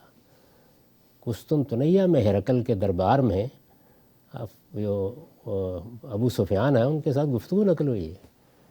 تو یہ ماضی کی دنیا کو اتنا ناشائستہ نہ سمجھیں کہ وہ ان چیزوں سے واقف نہیں تھے. یعنی رسالت میں آپ صلی اللہ علیہ وسلم نے اپنی وفات سے 4 سال پہلے یہ دعوت بھیجی ہے، 4 سال تک موقع دیا ہے. اس کے بعد آپ تبوک کے موقع پر سرحدوں پر خود تشریف لے گئے. لوگوں کو یہ کہا ہے کہ جس نے آ کے پیغمبر کو دیکھنا ہے دیکھ لو، جس نے سمجھنا ہے سمجھ لو. اور وہ جو اللہ کی معیت کا، اللہ کے ساتھ ہونے کا ظہور ہے، وہ عرب کا اتنا بڑا واقعہ تھا کہ گرد و پیش کی ریاستیں تھیں لشکر لے کے کھڑی تھیں لڑنے کے لیے. تو ایسا نہیں تھا کہ اس کی اطلاع نہیں تھی. اور اس کے بعد بھی یہ تھوڑی تھا کہ انہوں نے حملہ کر دیا، نہیں، اس کے بعد وہ دعوت دیتے تھے. اگر کوئی سننا چاہے، سمجھنا چاہے، سوال کرنا چاہے تو اس کو موقع دیتے تھے. یعنی وہ سارا عمل گزرتا تھا. چنانچہ عرب میں بھی جب یہ کارروائی ہوئی تو اس میں بھی قرآن نے کہا کہ ان احدم من المشرکین استجارک، ایسا ہو سکتا ہے کہ مکے کا کوئی شہری بھی یہ کہے کہ بات مجھ تک نہیں واضح ہوئی، اب تم کارروائی نہیں کر سکتے، اب تمہیں اس کو موقع دینا ہوگا کہ وہ پہلے بات سمجھ لے.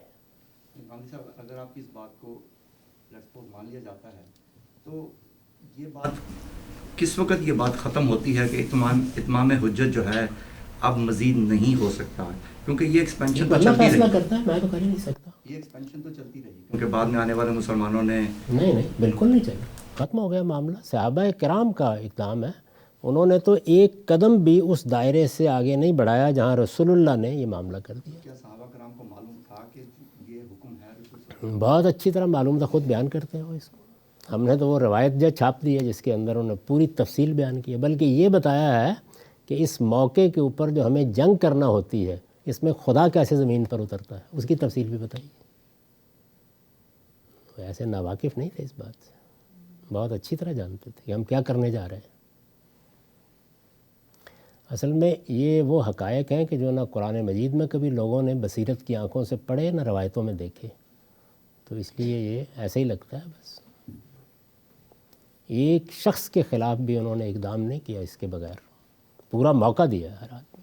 لیکن یہ چیز تو بعد میں روایت بن گئی نا، جو بعد میں آنے والے مسلمان تھے، جو بادشاہ تھے، بعد میں اس بنیاد پر کوئی روایت نہیں بنی. بعد میں ظاہر ہے کہ امپائر قائم ہو گیا تو پھر لوگوں نے ظاہر حملے کرنے شروع کر دیے. وہ تو دنیا میں اس زمانے کا دستور تھا. یہ برطانیہ جو تھا یہ ہمارے ہاں ایک اتمام حجت کے قانون کی پیروی میں آیا تھا. ہٹلر نے جو یورپ میں اقدام کیے تھے یہ تو دنیا کا اصول ہے، چل پڑا. پھر اس کے بعد یہ مسلمان جو باقی کام کرتے ہیں اللہ میاں سے پوچھ کے کرتے ہیں. تو یہ پھر بعد میں آنے والے مسلمان جو تھے انہوں نے اسی بات کو ریزننگ بنا کے ایکسپینشن کرتے چلے گئے. نہیں، کبھی نہیں بنایا. آپ اٹھا کے پڑھیں، ایسا نہیں ہے. وہ کبھی یہ نہیں کہتے تھے کہ ہم وہ کام کرنے کے لیے آئے ہیں. جیسے سلطنت عثمانیہ ہے، یہ سلطنت تھی، جیسے بادشاہ اپنی ایکسپینشن کرتے ہیں ایسے ہی مارتے پیٹتے تھے لوگ. وہ تو لوگوں کو اسی وقت ہو گیا.